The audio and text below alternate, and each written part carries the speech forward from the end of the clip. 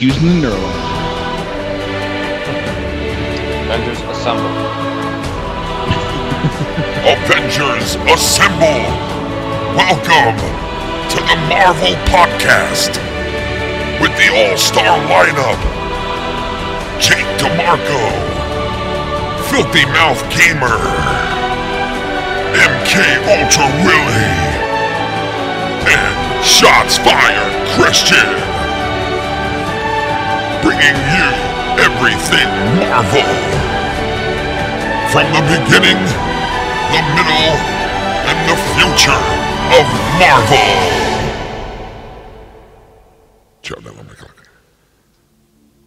All right, what's up, everybody? You guys heard with the great Jake is in the house. Jake DeMarco. What's up, Jake? What's going on? We got TheFilthyMouthGamer. You've assembled a great cast here. Yeah, man. This is everybody knows about Marvel. They're not no fucking overnight, superhero. I watch a film once in a while. These are like people who love the whole entire world of Marvel and superheroes and the comics and the whole nine, everything that goes with it, Comic-Con shit, all that. We got Willie in the house, and we got Shots Fired Cristian. He calls the show every once in a while, and the TheFilthyMouthGamer with us and myself, and we're gonna be talking from the beginning till where we are now, basically, with everything in between. And we're gonna start off with what other better way to start off with when phase one, which you see on the screen right now. And the first film out of this whole thing was what, 10 years ago now, guys? Yep, 2008. Yeah. And 10 years ago, man. Yeah, and we got Foul Mouth Bobbitt in the house too from Swamp Ass Podcast. We got a lot of people with us. It's gonna be a good one. We're gonna talk, like I said, from the beginning, which was the first Iron Man, which was a great film. I loved the film. It was a fucking home run to me. You know what I mean? Yeah. When I first watched that, how. Yeah. And the whole theory behind the film and everything, and Robert Downey Jr., he was unbelievable in it. Great starter, too.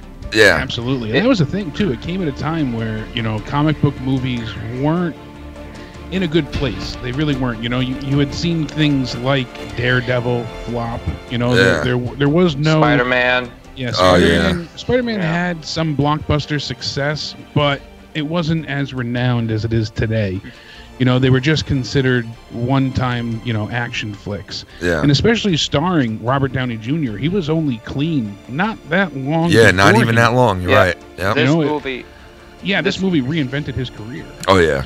Yeah, this movie really brought back Robert Downey Jr.'s career and everything. It's just, after what he's been through with his troubles with drugs and everything. I mean, Iron Man is just what really brought him back. So, Oh, yeah. Yeah, it turned him into a rehab all-star. Yeah. No, absolutely. He epitomizes, Tony in every way, shape, and form. He really does, man. He does. He is Tony Stark. Yeah, he is. Without a doubt. I love it. He's a hell of an actor for this movie. Like, whoever thought of putting him as, really hit a home run with that, No one else could fill his role. Thank Jon Favreau for that. He directed the film. Yeah, Favreau, he's a smart fuck, man. The movie was the whole soundtrack was nothing but AC/DC.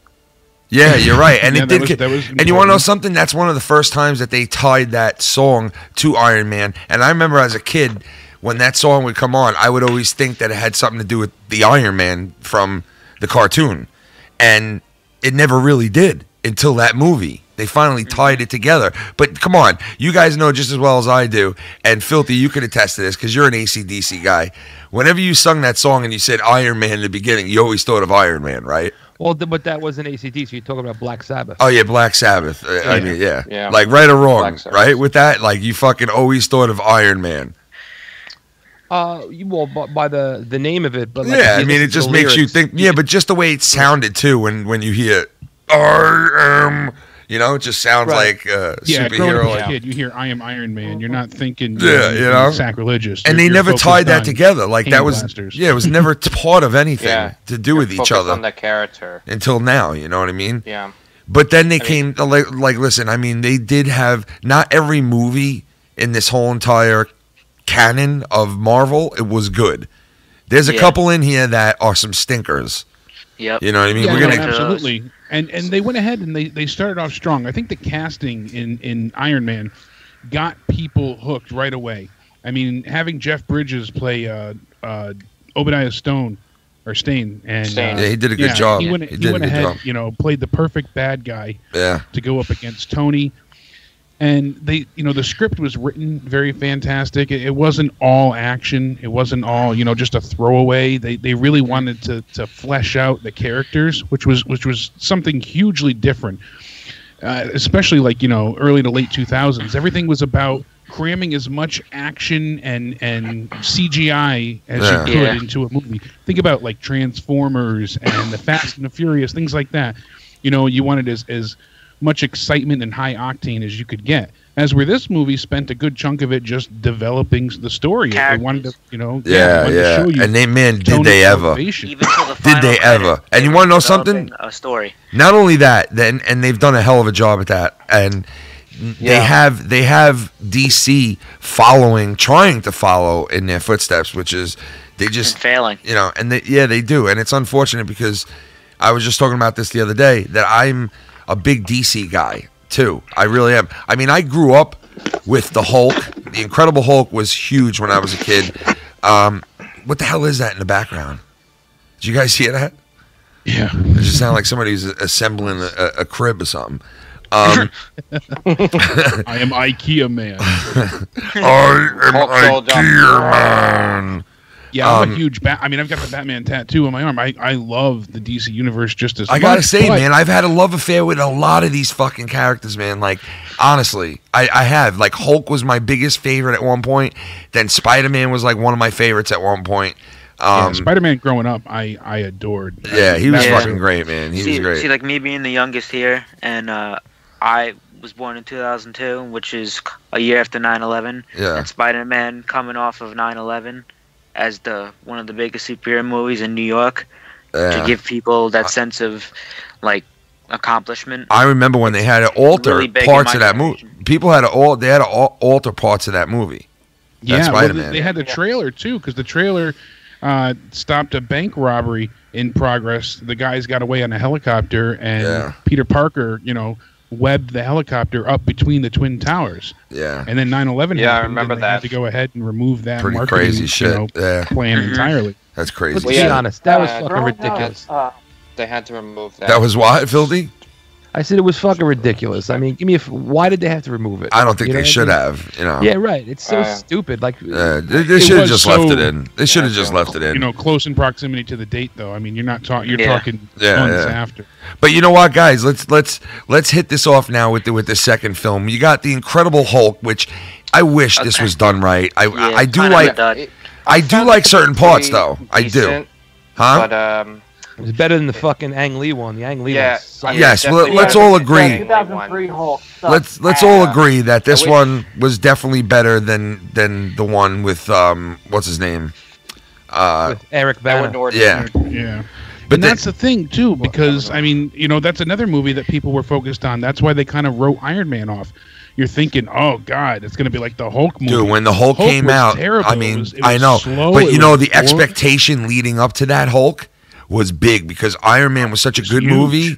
You know what I mean? And you knew at the end of Iron Man that there was this whole big world of shit that was getting ready to go on. As soon as you saw Nick Fury. Yeah, and you said to yourself, they also teased the hammer. Was that in the first one or the second? Thor.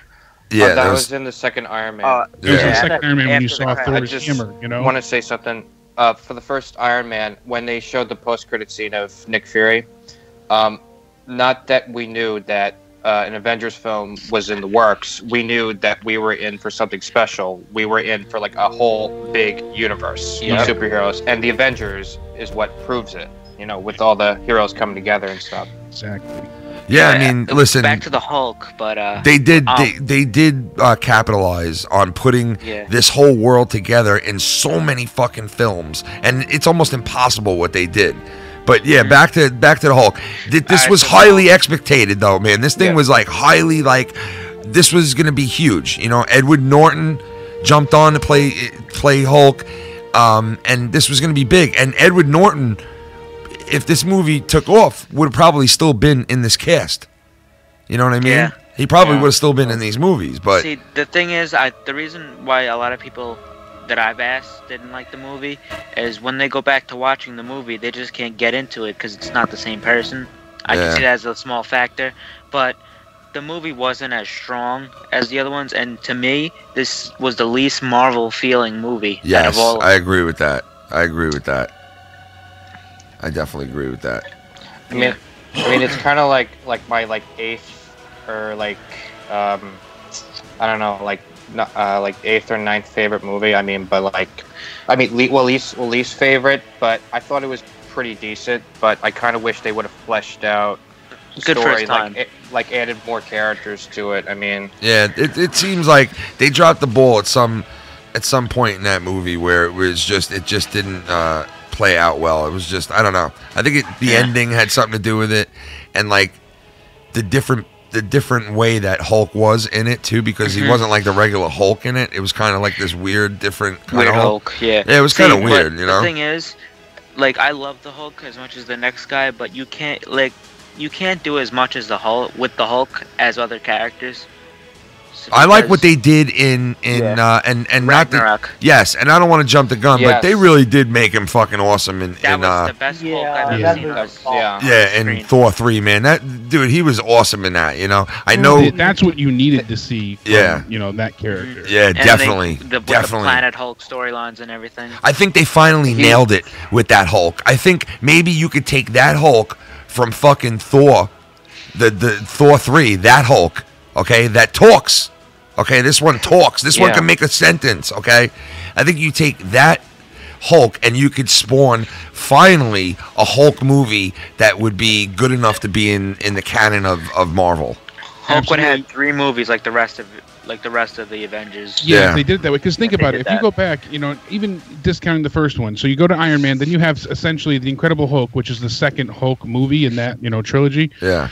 That didn't actually come to be, but, you know, it's skippable. You do not need to watch that at all whatsoever. It doesn't affect the MCU. The viewing experience. Yeah, if you want to start off, you know, and actually watch from, you know, start to finish, if you're going to watch the movies not in their release order, but their story order, essentially you would start with Captain America, the first Avenger. Then you'd work your way, you know, not counting TV shows, because then you'd have to go to Agent Carter and whatnot. So, but you'd have Captain America, then Iron Man, the Incredible Hulk, Iron Man 2, Thor, then you hit the Avengers. But you don't need the Hulk in there, you know, the Incredible Hulk movie at all. It doesn't add anything to the MCU that either A, we didn't already know, or B, to add to other films. Yeah, that was a huge problem. They could have added Hulk to, like, introduce them in the Avengers, like how they did with Hawkeye. Exactly. And there would have been no problem. Well, with Hawkeye, they actually introduced him in the first Thor movie. Right. They had a... You're right about that. Yeah, he had like a brief cameo where like he was up in the nest. I got news for you. Yeah, like he almost like killed Thor. He's like, "You want me to slow him down, sir, or you send more guys to beat him up?" You know? I got news for you. Something's up with Hawkeye too, man. Me and Willie over here talking about it. Well, no, he hasn't been in. I love Hawkeye, man. He hasn't been in any of the trailers, really. Hawkeye, he hasn't been in any of the trailers. People are saying that's intentional marketing. Yeah, I think because he's confirmed for the movie. What if he's the one who gets killed? Different. He's going to be on his own path. They said. I think. Yeah, he needs to be. I heard some rumors that like something happens to him and like it kind of like leads him to becoming something else or something. Yeah. But yeah, they're definitely taking good care of the character. I'm sure he's going to get a nice significant role in it, but. It might be expanded more in Avengers 4, but we'll have to wait and see. Plus, he's not even Hawkeye anymore. His name was changed because he went off the grid. He's now known as Ronin. Oh yeah. He's definitely in the comics he was called Ronin, like after the whole Civil War event happened. But in the comic books, you know, listen. All I know is they dropped the ball with this fucking Hulk, and it was horrible. Yeah. Yep. If the Hulk was a little more like the Hulk in fucking Thor 3, we would have. I mean, probably would have been a hit movie. But then you move on to Iron Man 2, so they come right out with an Iron Man 2, like, yo, Hulk sucked. You know, the biggest problem with the Hulk is that fact that Bruce Banner didn't want to be the Hulk. Yeah, and it kind of made it dreary. 3/4 of the movie trying to not be the Hulk. It made it dreary and shit. Yeah, man, it wasn't like... Yeah, you kind of have to accept being the hero who you're meant to be. Yeah, it wasn't enjoyable, man, that one, you know? And this is where people's faith in the series started to wane a little bit, you know, as when you got, you know, a good teaser, a good stinger after the first Iron Man movie. Now you got the Incredible Hulk, and people are like, oh, see, Iron Man was just a flash in the pan. Yeah. It's not going to be great. They're really not building towards, you know, because like you said, people still didn't know about Avengers at this point. So everyone started to, you know, the murmurs come back up that like, you know, oh, this is just it was a one and done hit. And yeah, you know, Tony Stark, you know, it was great, but we're not going to see anything come of this. So the next one really had to hit it out of the park. So the next movie is Iron Man 2. Yeah. Which was, I liked it. I liked the movie personally, but I felt it was very weak. What, Iron Man 2? You know, but Jake, you're dead right. Like Iron Man 2 had to be something they said to themselves after, you know, Hulk, obviously, all right, we gotta save this if we really want to push this whole entire future where we are now and 10 years later, and combining all these movies and all these actors and all these fucking scenarios and all these, you know, different storylines and all these villains, and even down with the Guardians of the Galaxy being involved with it now. And just like the whole thing is huge, is just huge now. They knew back then, like, okay, we got to save this, and had to come out with something that would at least not save it, but put it back on track. And yeah, Iron Man 2 came out. Christian, I heard you already say you kind of weak for you. You know, for me, I liked it, but I didn't think it was better than the first one. Yeah, I thought it was the worst Iron Man movie they did. I think 1 and 3 were better. Well, 3 was awesome. 3, I loved 3. Yeah. 3 was good. The problem with this is that... What's that? Yeah, Bobbitt. I like the second one because Mickey Rourke as Whiplash was really cool, and plus it had one of my favorite scenes when Tony is on the track and Whiplash hits that Formula One car and it flies over him. Yeah, no, that was pretty cool. I mean, the visuals were fantastic in this movie, but I feel like as a whole, it didn't deliver on what they needed it to. Yeah. The selling point for this movie was what was to come. They sold you on future tense. Just the fact of, like we said, they showed Thor's hammer at the end of it. You said, "Oh my God, holy shit!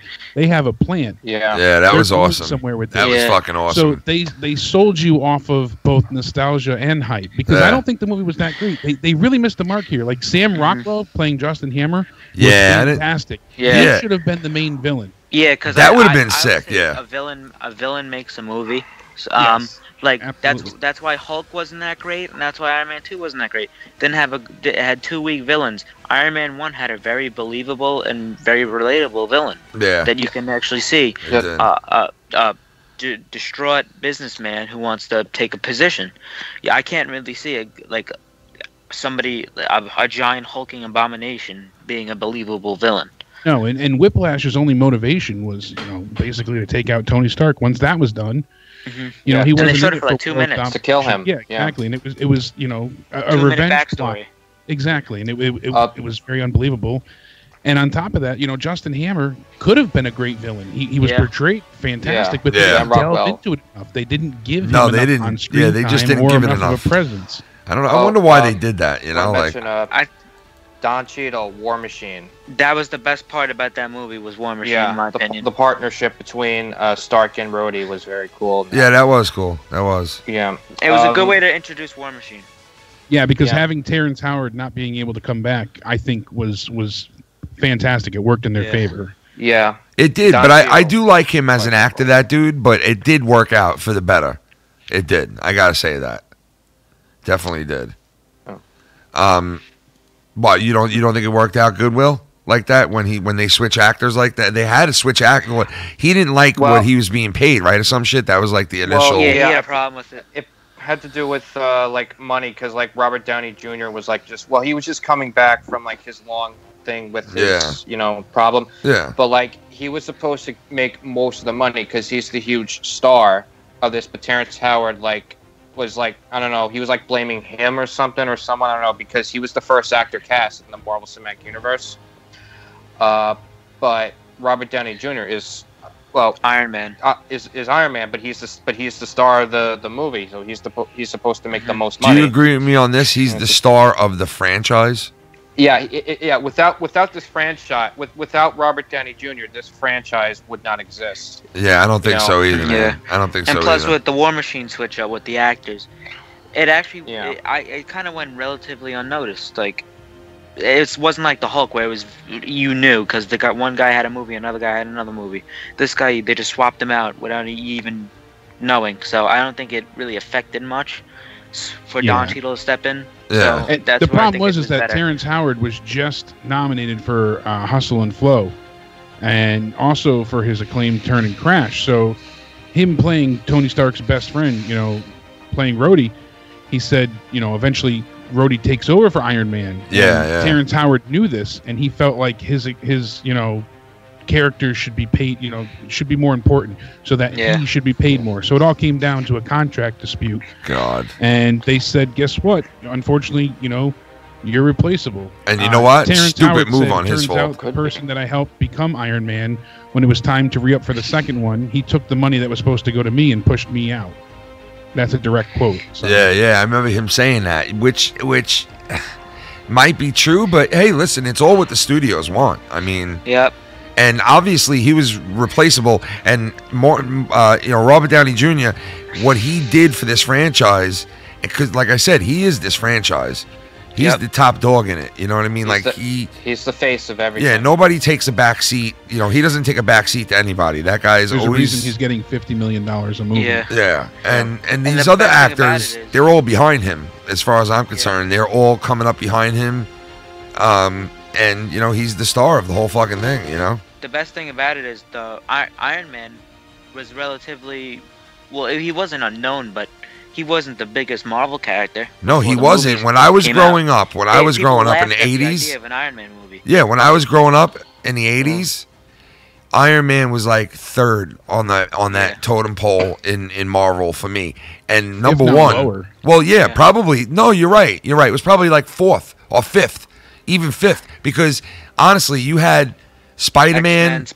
Yeah, you had Spider-Man. And the one that I remember coming up in the 80s, when I came up in the 80s, the early 80s, it was Spider-Man, Hulk, Thor, Captain America was definitely right there too. You know what I mean? So he was definitely fifth or sixth on the totem pole, bro. Iron Man. Yeah, and now to be number one. He's number one. He really is number one. He's number one in this whole thing. And like you said, Christian, it was laughed at when they said, "Well, let's make an Iron Man movie." They're like, "How are you gonna make an Iron Man movie?" But sure enough, man, when that first movie that we just spoke about, I mean, they pulled it off. And then here you are, Iron Man 2. That had to be really, really big for them to keep this franchise like moving along pretty good. And it didn't look good at first. You know what I mean? Yeah. And look what it takes now. People were laughing at an Iron Man movie. We have Ant-Man and Doctor Strange now. Well, that's just crazy that we had an Ant-Man movie, and it's just branching out now into just a whole nother Black realm. Panther even. But Marvel, yeah, and we're gonna get to Black Panther later on in this show, because Black Panther really is just a special movie in its own. Black Panther already, has $1.2 billion worldwide. Yep. There's a reason why it's one of the highest grossing films. No, it just became the highest grossing superhero movie of all time today. Yeah. It's unbelievable. So that alone speaks volumes. Yeah. It became the highest grossing film in the US, not globally. So it did beat the Avengers USA, but just not globally. So technically it's still the third highest grossing film behind the first two Avengers, which is the very first one, and then the second one, which was Age of Ultron, which we'll get to later.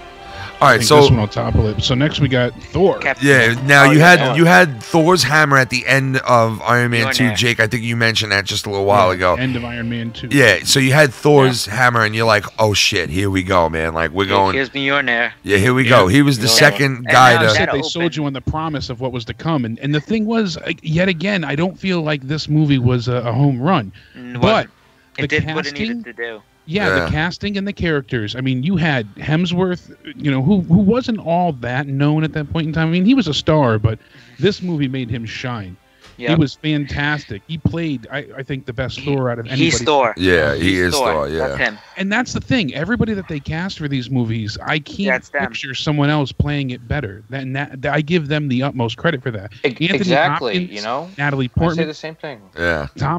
To me though, Tom Hiddleston makes this movie. It just for as little as we see him here too. Yeah. Great villain. You're right. Great You're right. Villain. Loki. Villain makes a movie. Absolutely. Yeah, Loki is pretty much the best villain out of all the other villains in the MCU. You know, because I love what they did, and I can't wait to talk about Thor 3 because I love what they did Thor in that. 3. You know, like it was just that was a great flick. The only interaction between the two of them, they seemed like true brothers that loved yet despised each other. Yep. Yeah. It felt genuine. And like they're all fighting. It did. It fucking really did feel genuine, man, between them. You know what I mean? And we're talking about a superhero movie here. You know, an unbelievable. You know, hard to believe that. You know, but they really did. There's a lot of emotion between those two guys. Like they do hate each other and love each other at the same time, type of thing. You know. Said at the end of Iron Man 2 with seeing Mjolnir for the first time, that just opened up so much more possibilities because now you opened up to Asgard. Yes, Asgard is something not earthly. It's out of this world. Yeah. And you don't know what the hell you can expect now because now you have something that Earth isn't ready for. So now you have Asgardians coming down, and now these are basically aliens now. So. Yeah, basically. Basically. The only problem I had with that movie was Natalie Portman. I can't stand her, but you know, and the other girl, the three like human characters, they weren't that great. I think they spent too much time in no man's land. I think they kind of had to at that point, though. Yeah. Thor was such an underdeveloped character. Natalie Portman was just a run-of-the-mill. You know, she was no one great. Kat Dennings as Darcy, I think she played her role well. Yeah. But that, again, was, you know, she was replaceable, too. Yeah, they did spend a little too much time on Earth, and I think they would rectify that later. But you know, as we said, they had to set the groundwork to show what was to come, and it was at the end of this movie that we saw just a few words that meant everything to fans. Thor will return in the Avengers. Yeah, it's kind of like James Bond style. Film. Yeah, exactly.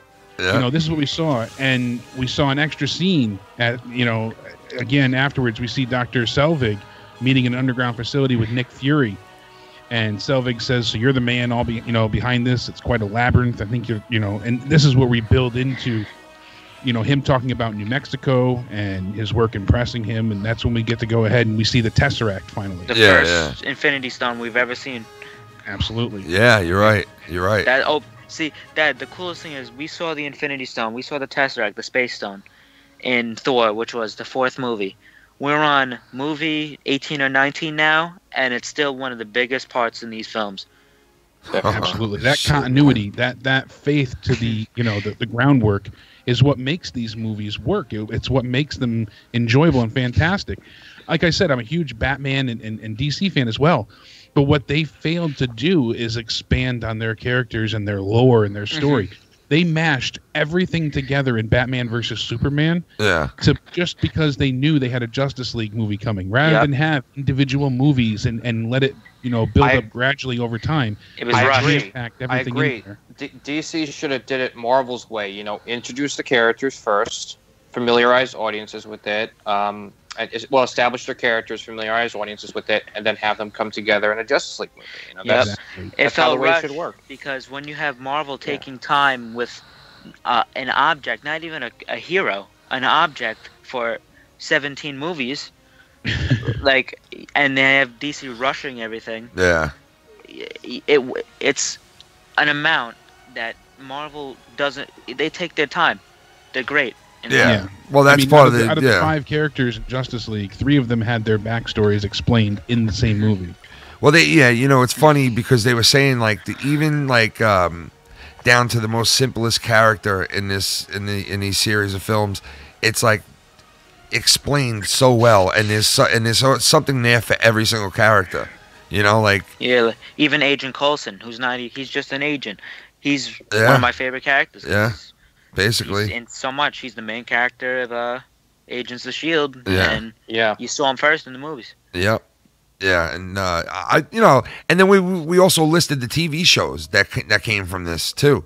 I mean, look at it. The list goes on. I mean, it's insane. It's a lot. It is a lot. It's a lot. This whole world, this whole universe that Stan Lee, created is just, I mean, I know he had a lot of help along the way, but most of these superheroes and the villains and everything were dreamt up and written down from him, and couple that with Disney's power of milking a cock for cash. Yes. Yep. Yes. Definitely. You got it. Definitely. But Milk a cock, but let me tell you something. You can milk a lot of cocks with movies like this because they're doing them right. They're doing these movies right. They're tying things in the right way. They're giving you what you want to see.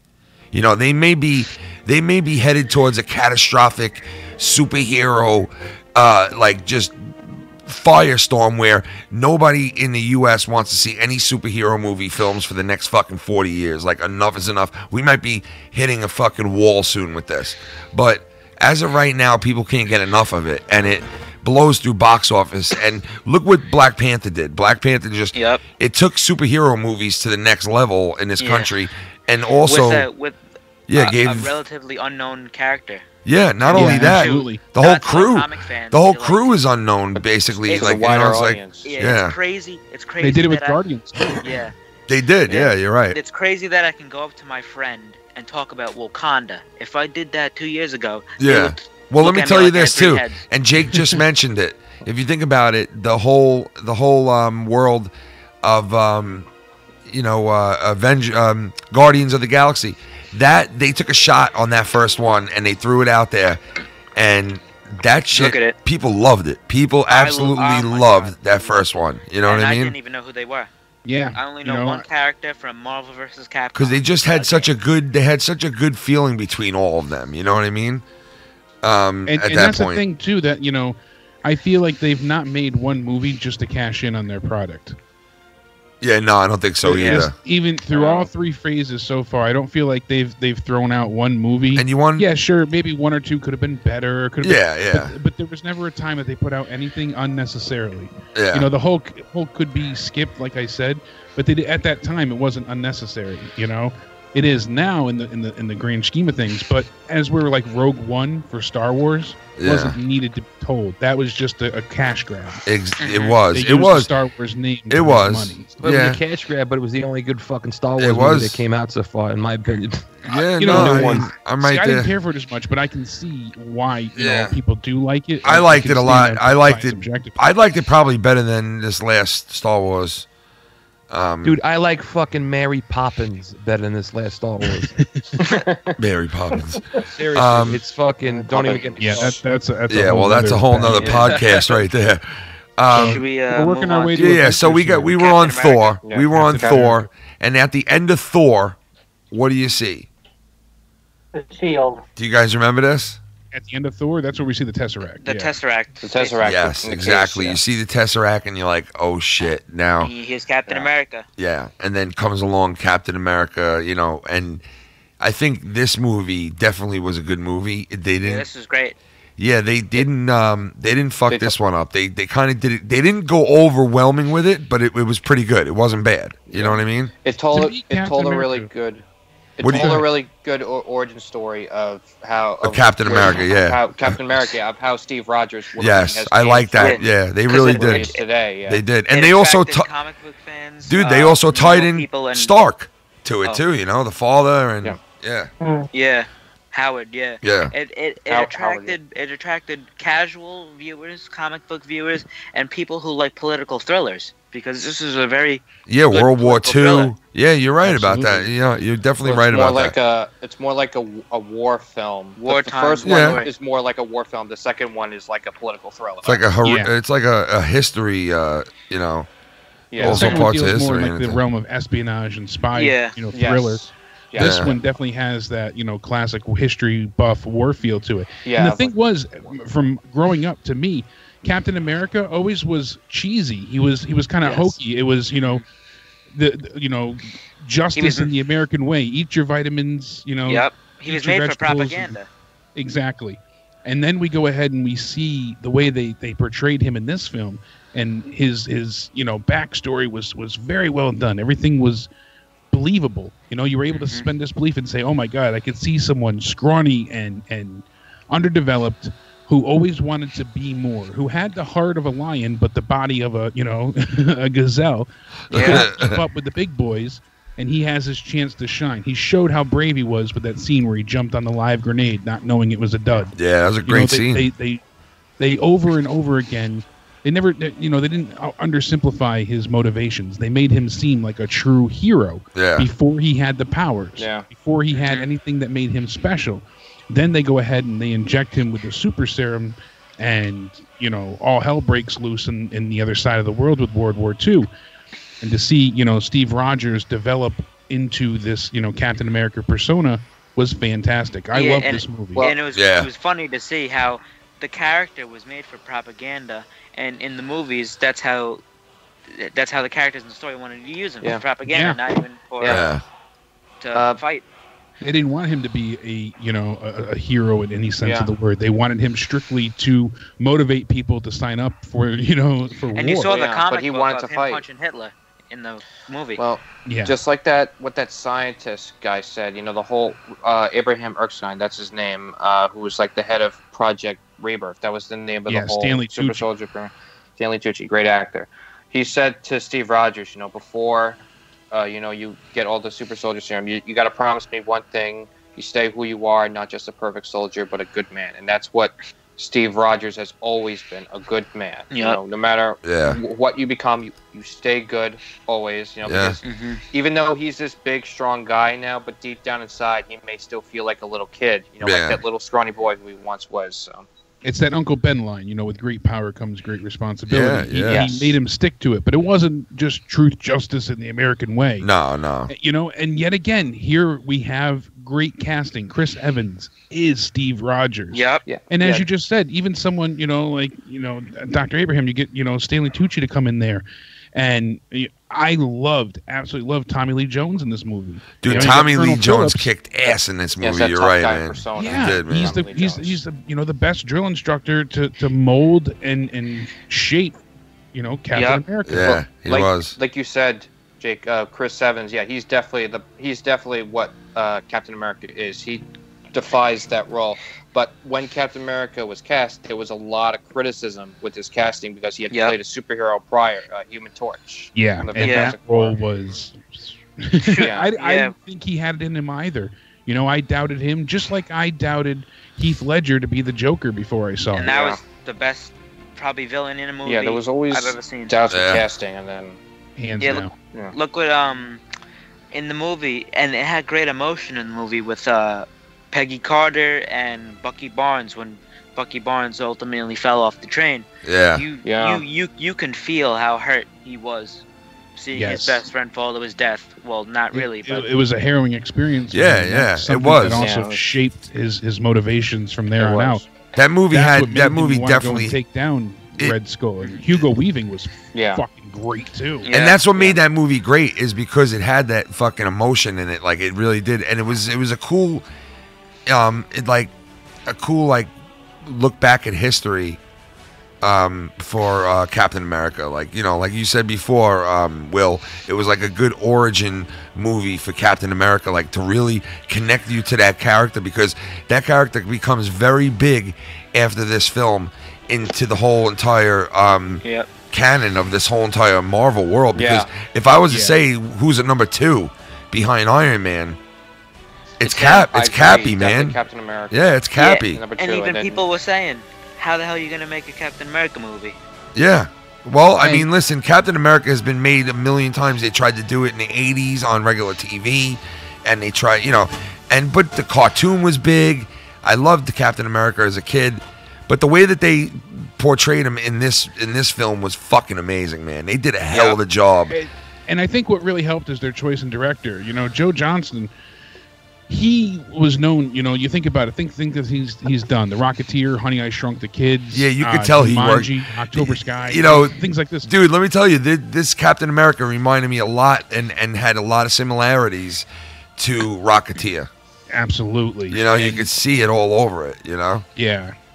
But the way it was filmed, the stylizations that, he used. There was a lot of good angles, and the action it felt homegrown in a sense. You know, you could tell that there was a lot of practical effects, so it didn't take you out of the moment as much as some of the other things at the time. Like I said, you know, this is 2011, so now you have things like Transformers and the like. So you know, they use great set pieces, and they still had some CGI, but I feel like the mix of the practical effects with it really gave you a sense of realism that you weren't getting from other movies. Yeah. Mm-hmm. You had less stunt doubles and more of the, you know, the stars hands-on, and it was great. It felt real. Yeah, it did. And it did. The villain, again, Red Skull, very good villain. Very, very good, strong villain. Yeah. Even though you have Hugo Weaving coming from Hugo Weaving. The Matrix, you know, Plus, as Agent Smith to this.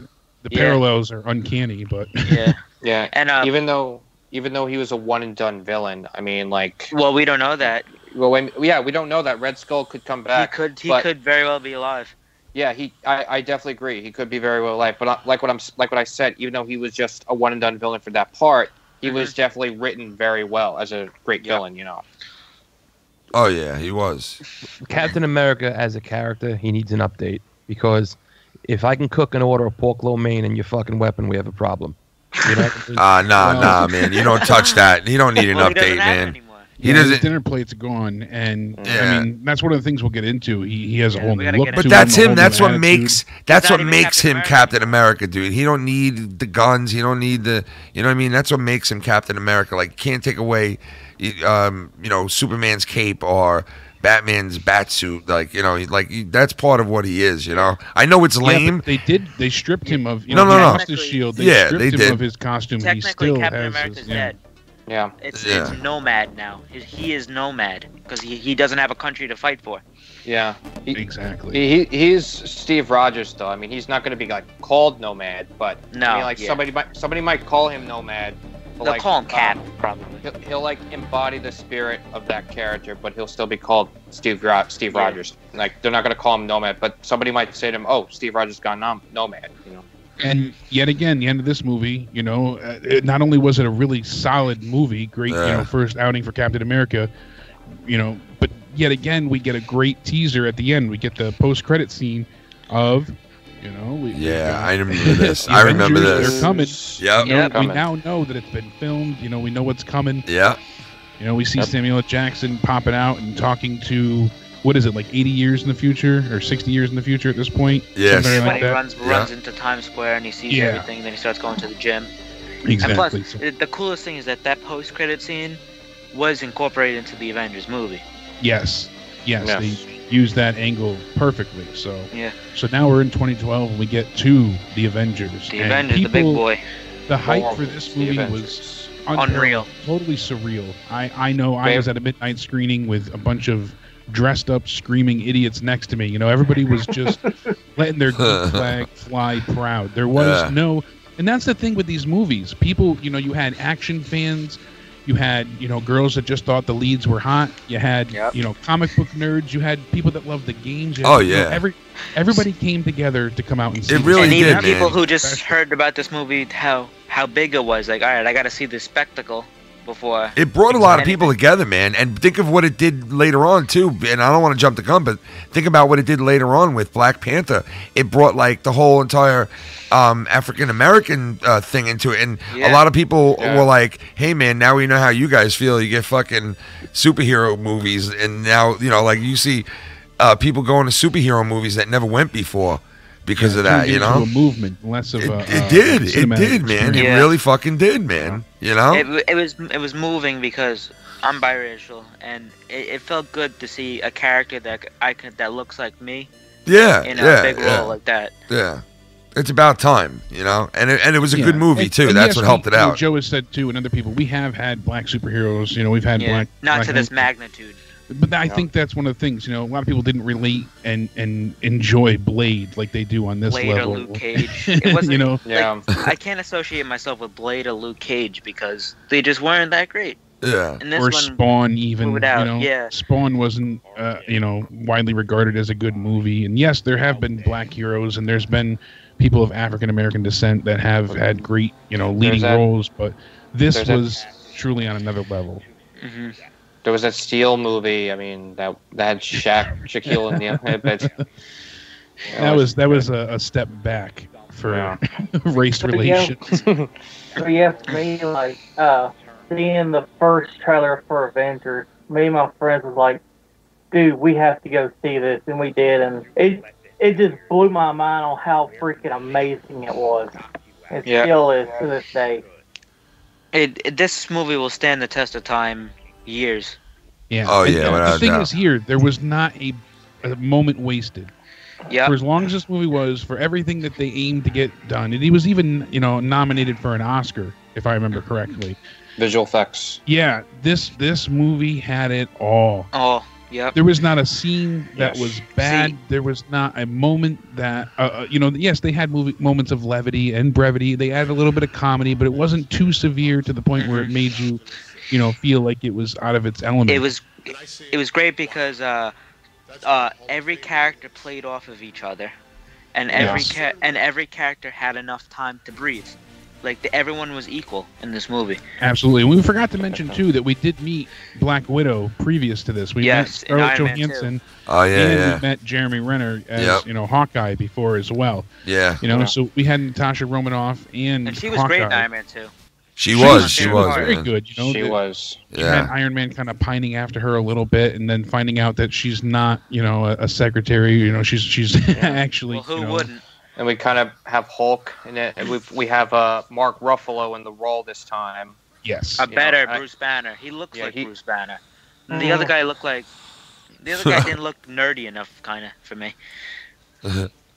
Yeah, he feels more intelligent. Yeah, he does. Yeah, he does. Seems like a true scientist, like a real. He looks brain. like a geek. Yeah. He brings a lot of charm into the role of Bruce Banner. Yes. When I went to go definitely. see Avengers, I was like, A lot of humor. who's this dude playing as a Hulk? What happened to the other guy? And like, as the movie went on, I was like, yeah, screw the other guy. This Mark Ruffalo's a lot better. And the thing is, this movie had something for everyone. And I know I started to state that, but if you really sit back and think about it, for the casual fans that went in to see this movie that even knew nothing about, if you saw none of Phase 1 up to this point, they clued you in enough that didn't make it feel like it was a recap to the hardcore fans, but it was enough to clue you in so you weren't lost through the rest of the movie. So casuals and, all out, hardcore geekdom alike enjoyed this movie, and that was something very difficult to do. You didn't have when you're watching it, you didn't feel like, oh god, it's a retread, we have to see the same origin story 6 times. Yeah. They didn't do any of that, but they were able to hit these bullet points that got you caught up, and all right, this is that, and they did it so smoothly too. Like they interweaved it, like just fit perfectly. And another thing, great, probably top 3 greatest villains in the Marvel Cinematic Universe. Loki. Stole the show. Loki. Yep, and to know that he had his own ulterior motive, but his thoughts were not his own. He has a puppet pulling, a puppet master pulling his strings. I liked us knowing this, as the audience instead of the heroes. The way we were clued into things, the way things were revealed to us, and like I said too, you have the hardcore fans knowing that, oh God, that's an Infinity Stone. Yeah, we know that's the Space Stone in there. We had another Infinity Stone. Second Mind Stone. Exactly. The Mind Stone, Space Stone. We got the Mind Stone coming out. We're like, oh wow, look at this. He's number 2. Exactly. Yeah. And we know what's to come. And the stinger for the end of the movie, yet again, is Thanos. Yeah. And look at this. We have the first Avengers with Thanos. And here we're sitting in... What was Avengers? 2012? We're sitting here in 2018. I know. Waiting for that. Thanos is finally here. Yeah, man. Yeah. We were talking about him back then, which is crazy. When are we going to see this guy? When are we going to see him? They keep sprinkling bits of him in all these different movies, and now it's the real deal. Yeah, man, and that's pretty cool. Of course, man. We can't forget about the scene when they're all eating shawarma at the restaurant. That was great. After the New York battle. That was actually just them eating, and it ended up being filmed. They stayed in character, I guess. And then it was only supposed to be included as a joke on the U.S. version of the film, but it was accidentally included for international DVD Blu-ray release, and everybody got to see it.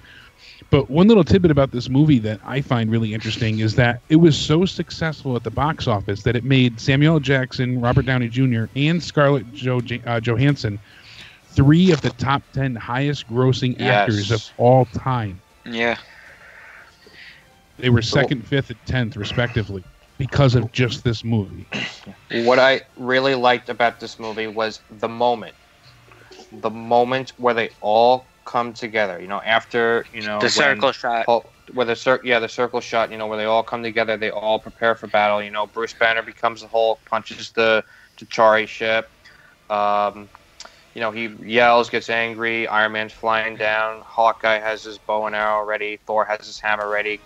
Black Widow has their guns ready, and Cap's got his shield. They're all assembled, ready to fight, ready to go. That's the Avengers right there. That's the moment where they became the Avengers. That's that moment sparked every other movie. If that moment didn't happen, I don't think we'd see half the movies that we have now. No, definitely not. That's very true. People look at that shot as one of the most iconic movie moments ever. Very iconic. Yeah, you're right, man. You got Cap in the center looking up, and the way they were able to overcome and just work together. Cap giving orders too. And they all had their own. They all had their own parts in that battle. No one felt left out. No one felt like they were doing anything wrong. Like Hawkeye, even. I mean, Hawkeye. He kind of had really his moment to shine, and when he joined the Avengers, at first I was disappointed when they didn't give him enough screen time and character development because he was brainwashed by Loki, and he was just in the background in his evil puppet. But then eventually, when Black Widow punched him, he came back to normal. He joined with the Avengers. I think him joining the Avengers and him fighting with the Avengers is like a redemption story. It's like him showing like who he really is, what his true colors are. That's him. He's a hero, and something that would later be more adapted on in the future as well. Yeah, and this movie was beloved by fans and critics alike, and that was a first for the series because critics were very harsh on the rest of the movies. So it was nice to finally have something that had a very high Metascore compared previously, and fan rating, and everything just worked out well. So it did for that one. It was like it really did.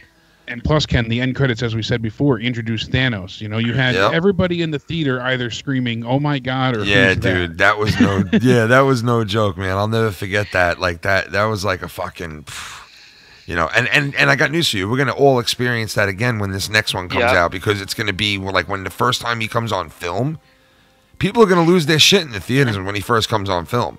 This is confirmed to be his movie. This isn't the superheroes movie. This is Thanos' movie. Yeah. I mean, we've seen a little bit in the trailer of him, with a young Gamora, and we're gonna get a lot of his backstory. Probably get like a young Nebula as well. Yeah.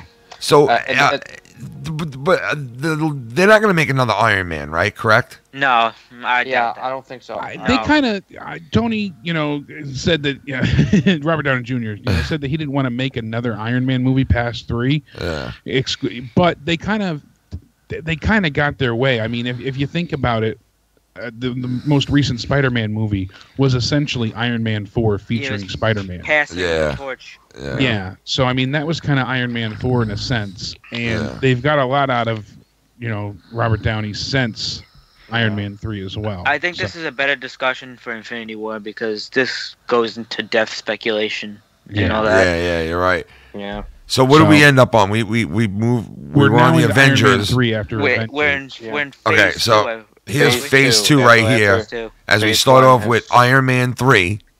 This is where shit starts to get a little bit more serious. It starts to get technical. Less of the fantastical and more in the sense of like the after effects of what these heroes had to deal with, the fallout from them being essentially introduced to the world. People know I love that it here. Superheroes exist, that aliens exist. Now, and we have all the worlds. The world going to handle this? This world definitely got more complicated with the start of Iron Man 3 and opened the door to like this whole technical end of it where many different characters, many different scenarios, and I mean it's just I love it. I fucking love it. We are not alone. We have espionage. There's aliens. There's other worlds. It's crazy shit. You know, and Iron Man 3, people becoming alternate freaks. Universes, but that will. Well, that's awesome. Discuss that. Yeah. We'll discuss that. We got to get to that. But I loved Iron Man 3. I thought Iron Man 3 was a great film. Not a great film, but I thought it was a good film. A good number 3. I think it was the second best. I always think Iron Man 1 was the best. Yeah. It was kind of real. It was kind of really like a personal struggle for Tony Stark. You know, like losing his suits and everything. You know.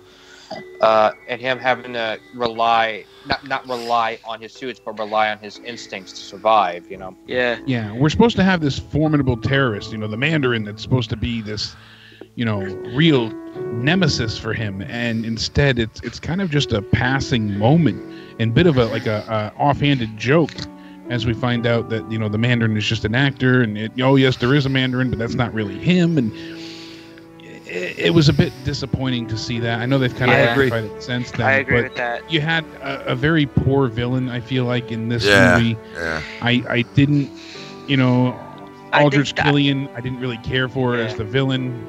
They said the real Mandarin still might be out there. Yeah, they kind of retconned it since this movie due to fan backlash. But in terms of when this movie was released, you know, that was all we had to go by. There was no other Mandarin. You're right. That was it. Yeah. Yep. And plus, like I always say, how like a good villain makes a movie, but the villain wasn't that great in this movie. But how different it was. It was a good. I liked it. Iron Man movie. I liked it because of all the special effects in this movie were sick, you know. Special effects were good, but to me, my issue was the change in tone, the way it was handled, just thematically, in the sense of like cinematography. Shane Black taking over the directing helm over Favreau, certainly, you know, I think it was worse for wear. It changed it definitely. It changed it. It gave it it definitely gave it a different vibe.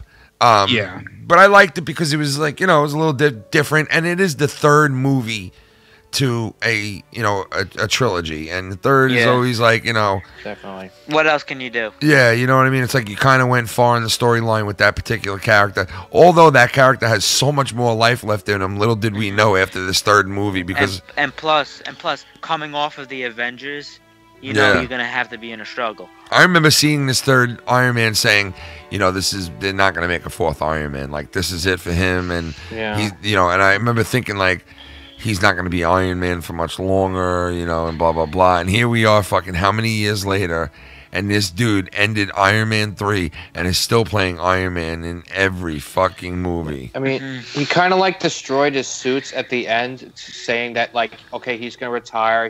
He promises that he'll stay with Pepper and stuff and everything. Yeah. But then now you see him in the next Avengers, which we'll discuss later on. You know, he has a new suit. You know, he's back to being Iron Man, but there's a reason why he probably comes back, but we'll discuss that later. Yeah, but, one of my biggest issues with this movie, though, is the fact that, you know, his health is fading, and it's a big issue because he has the shrapnel. The whole reason he is Iron Man, essentially, to power the suit, is the shrapnel and the from the initial incident in the first one, And the arc reactor is going ahead and keeping him alive. It's allowing the shrapnel to stay away from his heart and keep himself alive, you know. And they kind of were able to instantly cure him at the end of the movie. It was like, you know, they just kind of skipped over it. Like, that was kind of a plot hole. Now he's okay, you know. And it was a huge plot hole and a big leap.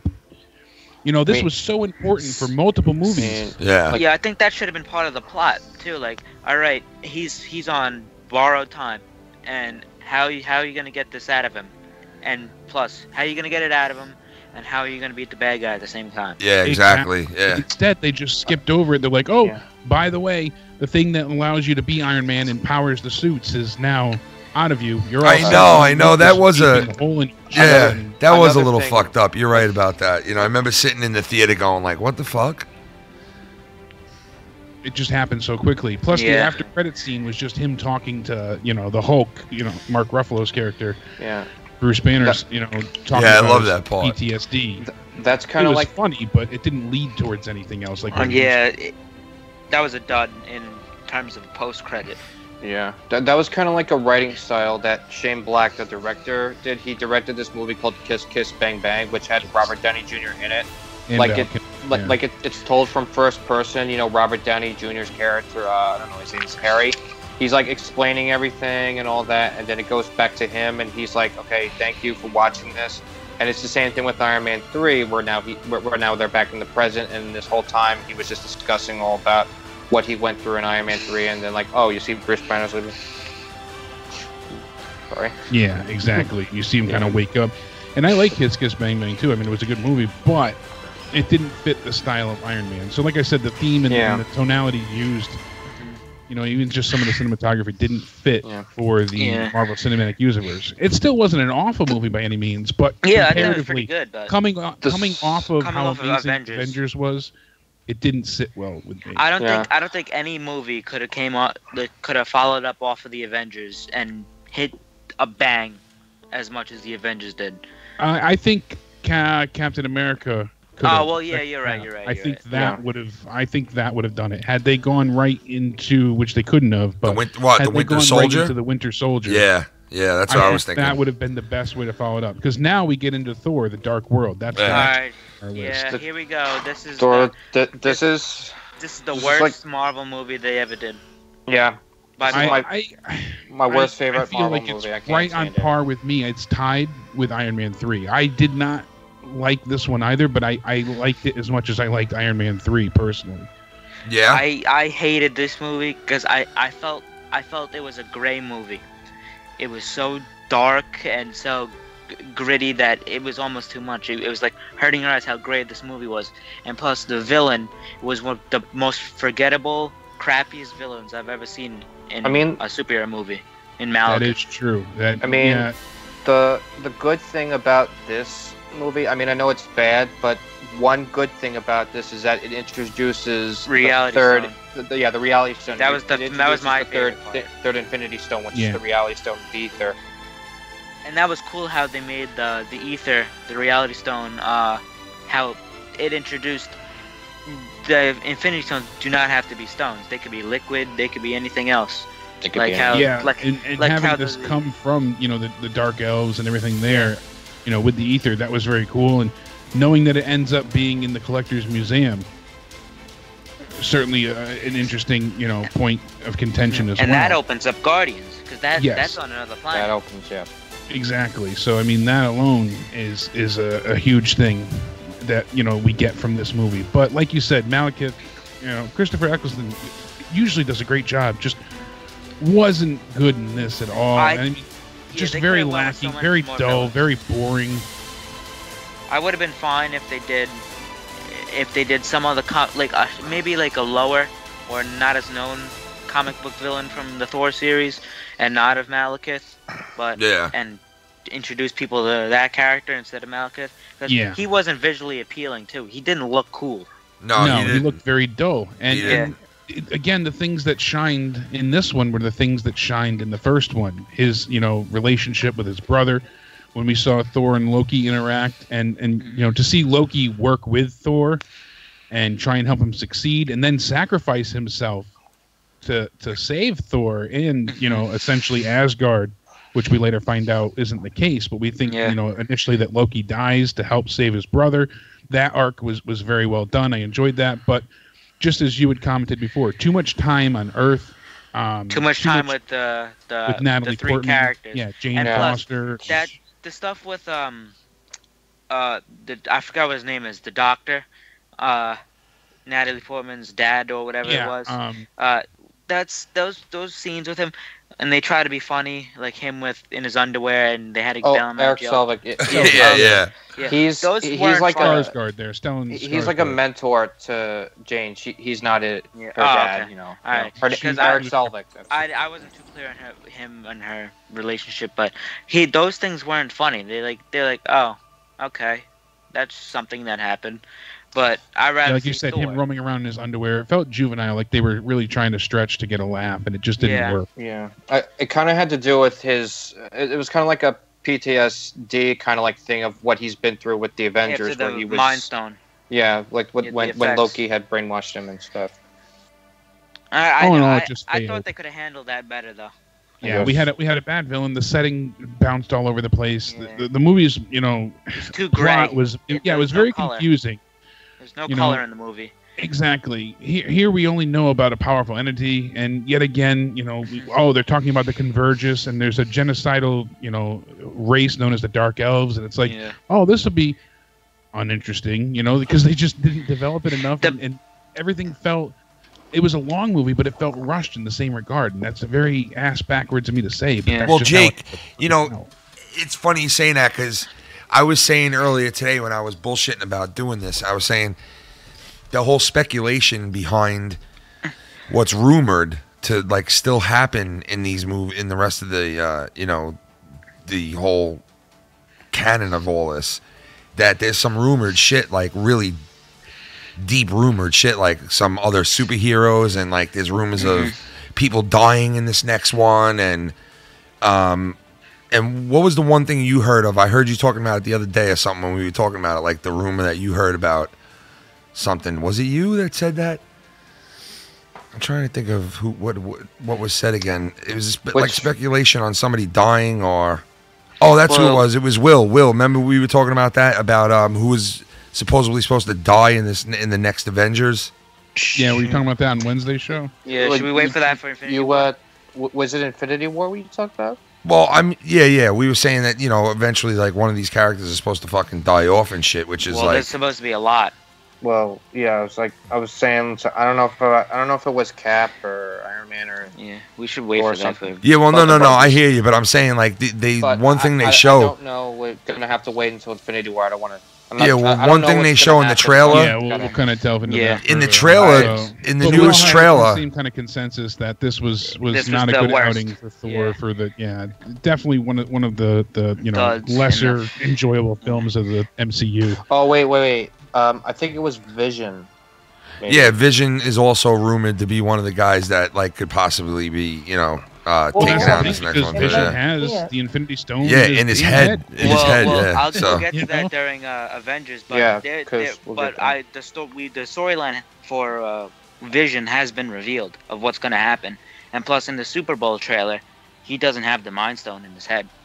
Well, that means then he could live without it. But we'll get to that. But I'm just saying because I saw the trailer and feel like that was CGI'd out of it. That's true, but in the other, because I think why he's in Wakanda is because Shuri needs to take it out of him.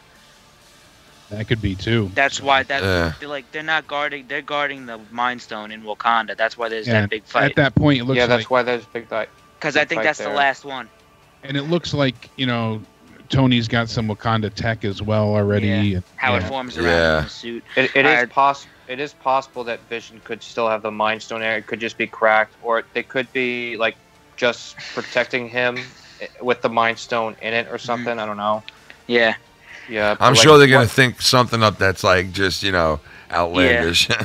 We should save that though for Infinity War. Yeah, something's up though for sure. So next we got is Captain America, the Winter Soldier, which was this is a great film. A lot of people weren't as crazy about Captain America's first movie. This one was first Avenger, this one was good as I was, and now you had Iron Man 3 and the second Thor, the Dark World, and people were kind of down on the MCU at this point. Yeah, because the second Thor really did shit the bed, revered as it was beforehand. Plus, everybody knew that this year, a few months following this, would be Guardians of the Galaxy, and everyone's like, "Who's that? I've never heard of these." Yeah, I know. I knew one character. Seemed like it was going to be a flop of the year. Now everybody knows about him. One of the strongest years that the MCU had. How crazy is that? In its history. So, Captain America here. This movie was phenomenal. Well, dude, I think this movie was perfectly placed by them. It was perfectly placed because, like you guys said, the Iron Man 3. 2 duds. Yeah, Iron Man 3 wasn't that great. Thor really wasn't good at all. And then you needed something to fucking put it back on track, like we were saying before. And The Winter Soldier was a great movie. The action in this movie was like just flawless action. The storyline was well written for a superhero movie, especially what was this? The second one from Captain America. The second Captain America. This is a sequel. You know what I mean? The TV show at this point in time too. Yeah. Yes, it did. It did. Yes, and I love that fact that it did because I was watching Agents of S.H.I.E.L.D. at that point, and it was fun. It was like also like a struggle for Steve Rogers. Him coming from like when the Avengers, he's brought into the modern world. they don't explore that in the Avengers. They explore that in this one where he struggles trying to fit in this world, you know, that he hardly recognizes the technology. He's missed out on so much. Yeah. He doesn't understand what. Even Yeah. he didn't even have a record player at the time. Now he's got MP3s. People are telling him go I back. know, And watch. I know. He's got a notebook, that tells him what go back and check out the Berlin Wall. Watch this movie. Listen to this CD. Yeah. It's all In the things beginning, that we take for granted. Yeah. in the beginning, when Black Widow says, "I'm here to pick up a fossil," she's not wrong.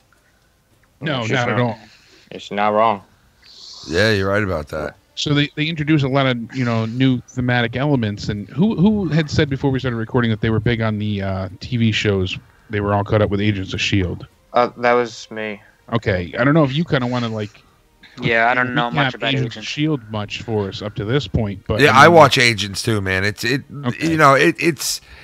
It definitely ties into the movies. There's no doubt about that. Well, it definitely ties into the movie because this one really is about kind of like the fall of S.H.I.E.L.D. because it's revealed in this movie that Hydra has been alive all this long, even though Cap took down Hydra in his first solo film.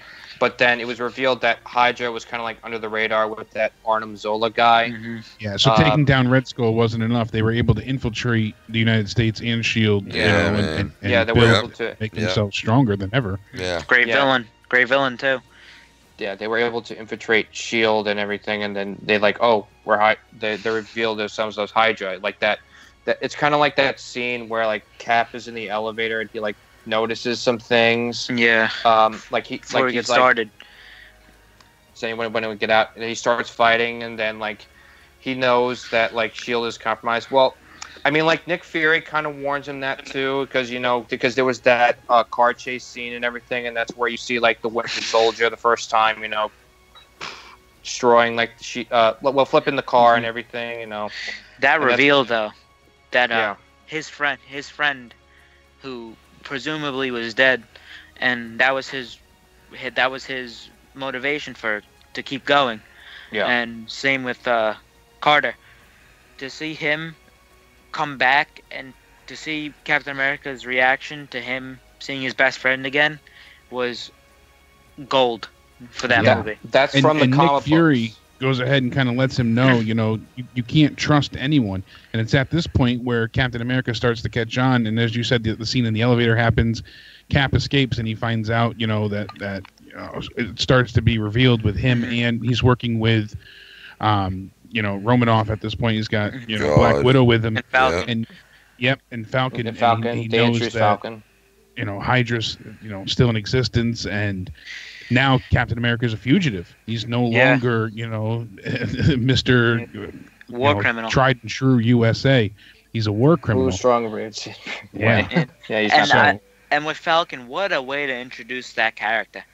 Yeah. That was a great way to introduce Falcon to the MCU. He was kind of like another Bucky to Steve Rogers for like the modern times, They're kind of like brothers in a way, like how Steve Rogers and Bucky were to each other. Mm-hmm. And now like Steve Rogers is, Sam Wilson is now like brought in to kind of, They did a great like job with him too, with the suit.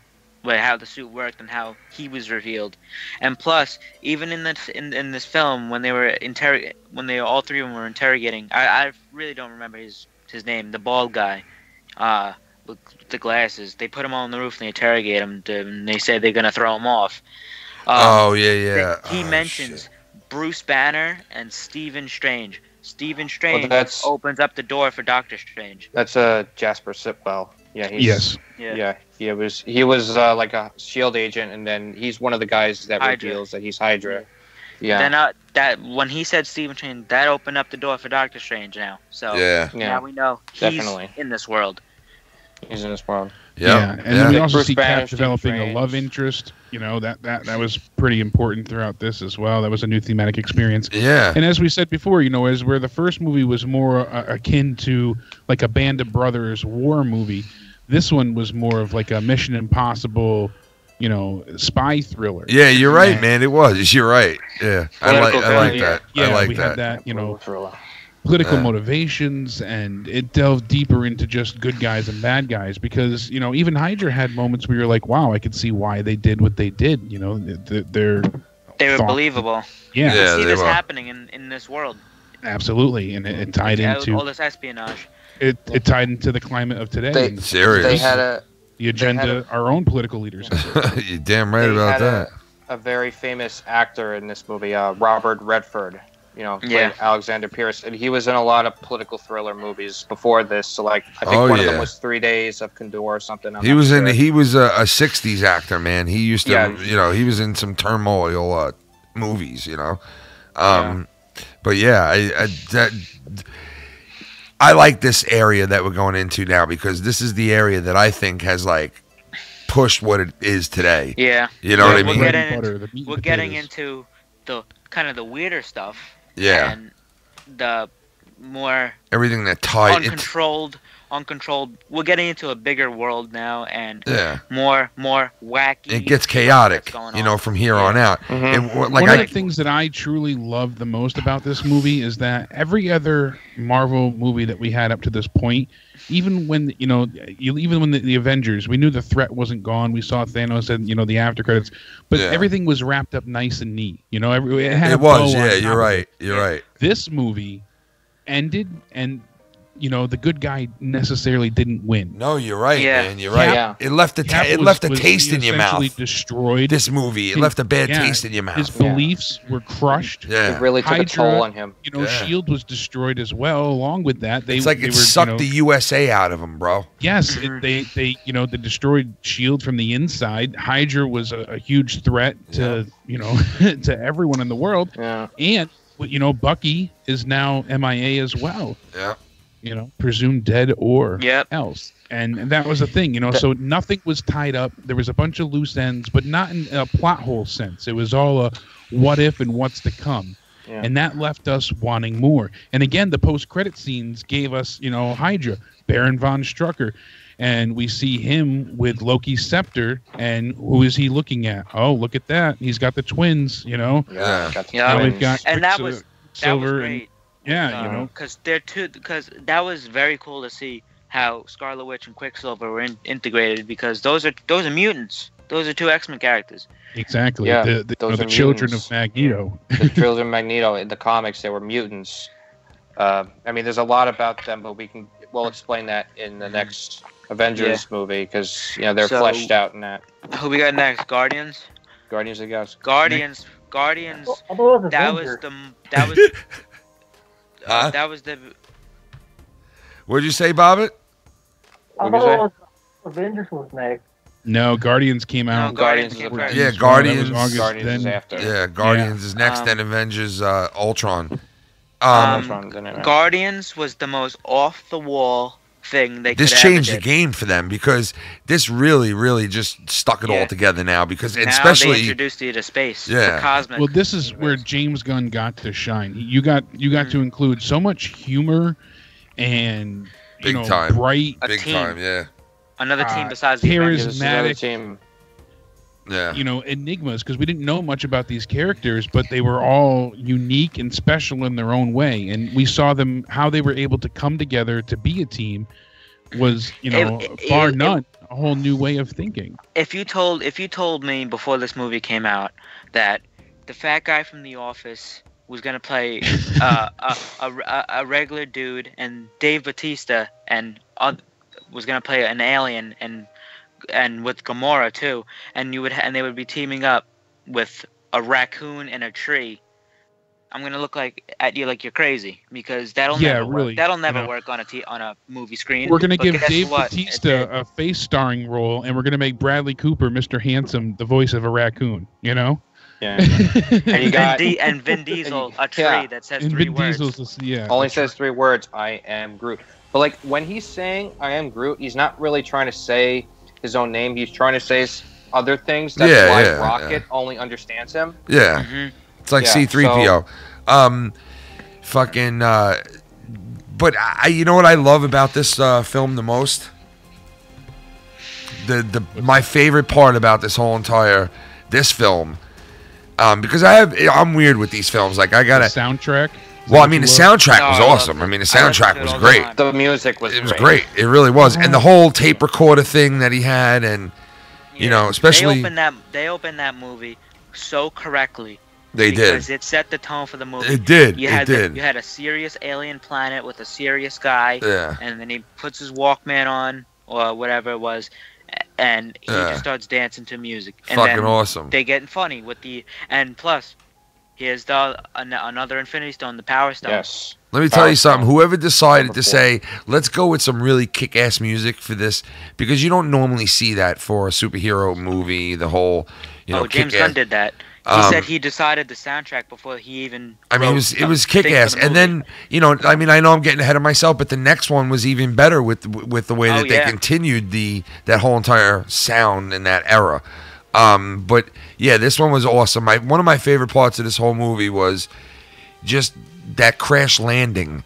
Coming in onto one of those planets. Remember they crash landed, dude. That fucking just had some of the best looking. Visual effects. Yeah, man, it really did. It was unbelievable. Yeah. It really was. Hey, it was truly fucking amazing. I'll tell you right now, like Ronan, the villain, Ronan, the accuser. Yeah. He wasn't that strong of a villain, in my opinion. No. But Ronan, Ronan himself, the character, is like he's in control by Thanos. Thanos plays a huge part in this movie, and he's barely there. Nebula and Gamora are his daughters. Ronan is one of his generals, and it's like they're getting you ready for Thanos in a very slow pace.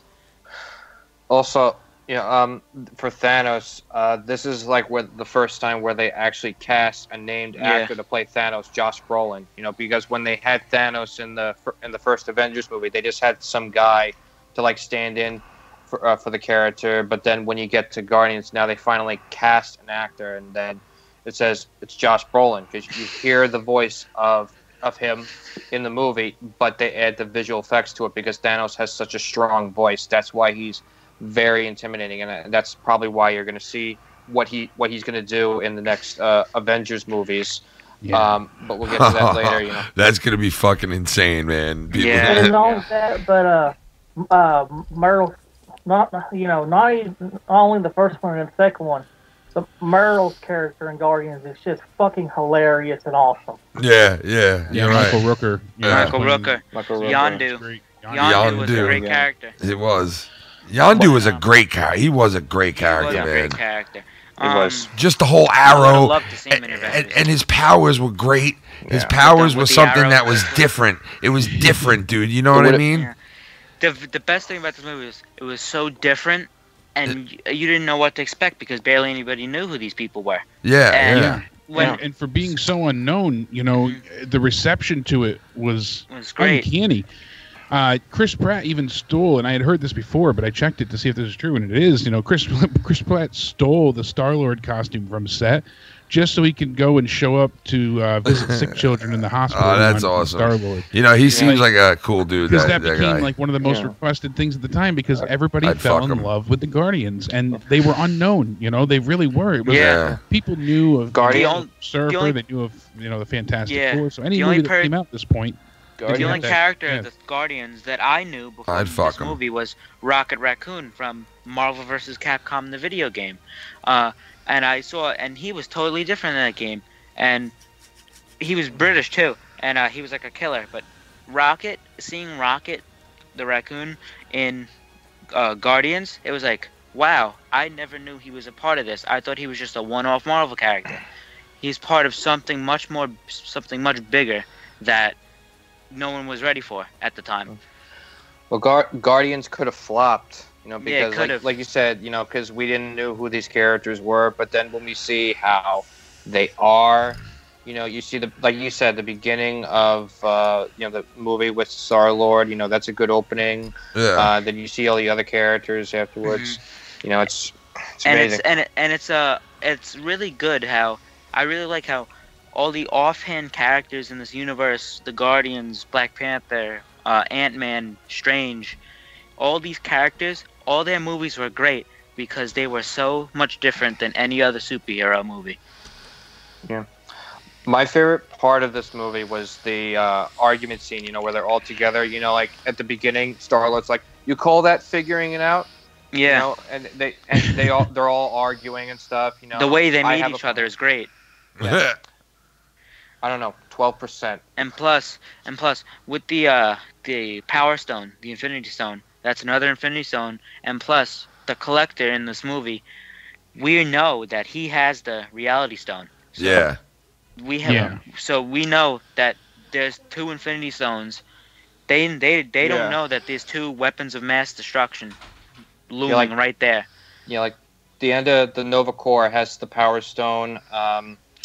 The Collector has the Reality Stone. The Mind Stone is in Hydra's hands, and the Tesseract is back, which is the Space Stone back in Asgard. Yeah, so and plus with the Collector, and when they finally meet the Collector, and we finally get more in depth with the character, this is the first explanation, and it's the first time we really see what the Infinity Stones are. Yeah. Yeah. And we forgot to mention that at the end of, like you said, for Thor in the Dark World, he brings the Collector the stone at that point. Yeah. So, that was another big thing introduced then. I know we touched on it before. So, yeah, I mean, Guardians was fantastic. Very well done. It was a kick in the nuts from out of nowhere. And loves Chris Pratt. Yeah, beloved by fans. Yet again, the casting was perfect. Chris Pratt, said James Gunn was so impressed by Chris Pratt's audition that he said that even if he didn't lose the weight, he would still hire him. Yeah, because Chris he Pratt would was CGI abs on. He was him. awesome. He was incredible. It was another made in heaven scenario. Yeah. And after that, there was this running joke of 3 Chris's. Now you got Evans, you got Hemsworth, you got Pratt, and there's 3 Chris's. Yeah. Yeah. There's this running joke now. I mean, excluding Chris Pine, was Captain Kirk. Yeah. But these are like just imagine you make a movie of 3 Chris's. Chris Evans actually had said it himself during some kind of panel when he was, I think, discussing with Civil War when he was with Sebastian and Anthony Mackie, and then like Anthony Mackie was kind of like, "What? Come on, man! I thought we're gonna make a movie about just the 3 of us." And I was like, it was pretty funny. Like, yeah. So now that leads us into Avengers: The Age of Ultron. Here we have. The Avengers too. The Avengers trying to take down the rest of Hydra, and this kind of you almost should have watched Agents of S.H.I.E.L.D. leading into this, because they round up all of Hydra. They're taking out the last bit of them, and they're also going and the Avengers are taking the staff that Loki had, which had the Tesseract stone, I believe, right? Still that had the Mind Stone. Excuse me. Yeah. And this is where we first get to see Scarlet Witch, and we also get to see Quicksilver here, and we find out that they have been basically kept captive and pretty much taken advantage of and used for their powers this whole time. Yeah. This introduces us into a world of mutants. As you had said before, Will, this is a huge draw. We know that these are Magneto's children, and just the fact that they're actually admitting that mutants are in this world is another huge thing, because X-Men was owned by Fox, so just the fact that they were able to mention it at all was like mind blowing in that sense for fans. Yeah, like they can't use the word mutant because at the time Marvel did not have the rights to the X-Men, Fantastic Four as well. Yeah, they were able to hint towards it though. Yeah, they were able to hint towards it, but they couldn't use that word. But Marvel and Fox agreed to share the rights of Quicksilver and Scarlet Witch. That's what they were said on the news, and then all that.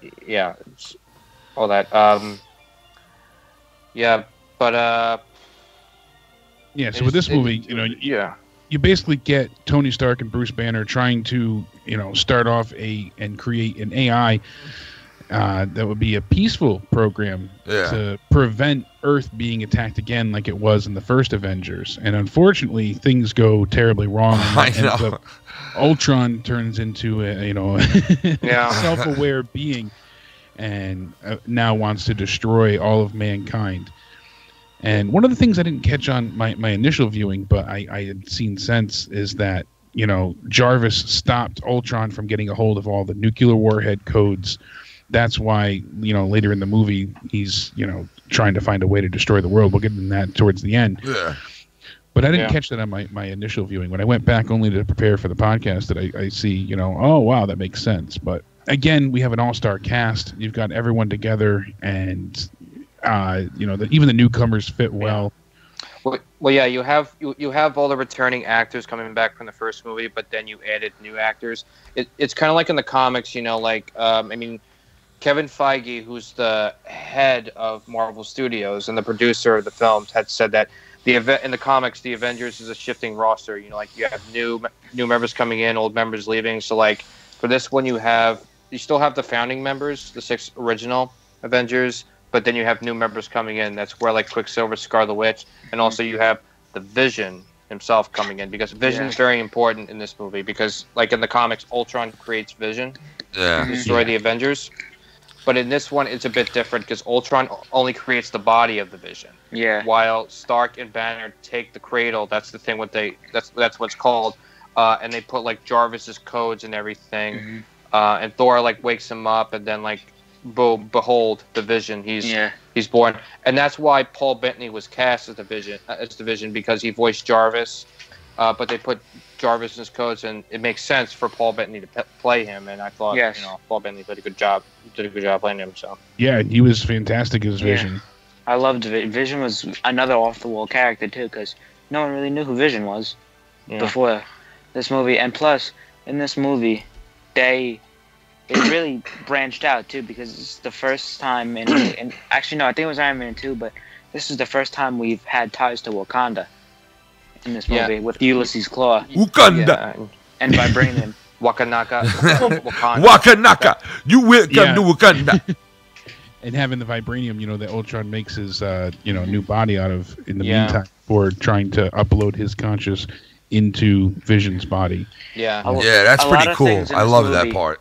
Are prominent now. Now we have Vision, we have Scarlet Witch, we have Wakanda and Vibranium. We now have the Hulkbuster. The Hulkbuster fight scene was amazing. Yeah, to see Tony have himself so prepared that he basically had fail safes for every every other Avenger, and if anything was to go wrong, he wanted to be prepared if anybody turned against them. And he went ahead and he in the sky, we weren't even aware of this. Right in the beginning of the movie, we see that he has drones that goes ahead and they're used as peacekeepers to tell people to evacuate the city when they're first trying to take down the remaining Hydra cell. So we know that he didn't get rid of all the suits, as he said in Iron Man 3. So kind of a plot hole there, but that's okay. And it was still nonetheless. Yeah, it was a great thing. See a giant Iron Man suit that comes from a satellite in the sky. He calls down the Hulkbuster. So when he developed that, I'm calling Veronica. I don't know, but for him to get a hold of that way and have this come down. To this day, the Hulkbuster Iron Man suit is my favorite Iron Man suit ever, and I'm still trying to find a statue or something of it because I love that suit. Yeah, that suit is awesome. Badass to the extreme, and it's possibly, I think, I've seen some promotional material with it coming up in Infinity War, but it's we'll see. It's not Iron Man's anymore. No, it's not. Yeah, and that's it's probably Hulk's. That's what they're saying. That's the ongoing theory, that Bruce Banner is in that Hulkbuster suit for Infinity War, which could be, incredible to see. Yeah, that'd be sick, dude. When we get to Infinity War, there's been some things that have been in interviews with the actors, and Bruce. What's his name? Mark Ruffalo said the Hulk, the character of the Hulk, and Bruce Banner. Well, no, that character of the Hulk is scared shitless of Thanos, and that's why he wants the suit. So, because apparently something really bad happens in the first 5 minutes of Infinity War, which was confirmed. Which it's either one or two things. Oh, great! I can just imagine what that is. Or the destruction of the Asgardian ship as the end of Thor Ragnarok, but we'll get to that when that happens. Yeah. So I mean, those are huge revelations either which way. Yeah. So basically, the whole ending of this movie will later, build to the following films, and that is Ultron's plan is to take the whole, I don't know if it's a city, province, or what, of Sokovia. I think, well, just like in the comics, Ultron's plans was always to destroy humanity. He wants to eliminate all of humanity from Earth because he thinks that humanity is a problem to this planet, so he kind of wants to replace it with robots and metal and stuff. And he even says humanity's time is running out anyway, so why not just end it now? Yeah. He goes ahead and he goes to Sokovia, and he uses the remaining vibranium to build a machine to lift a large part of the capital city up into the sky.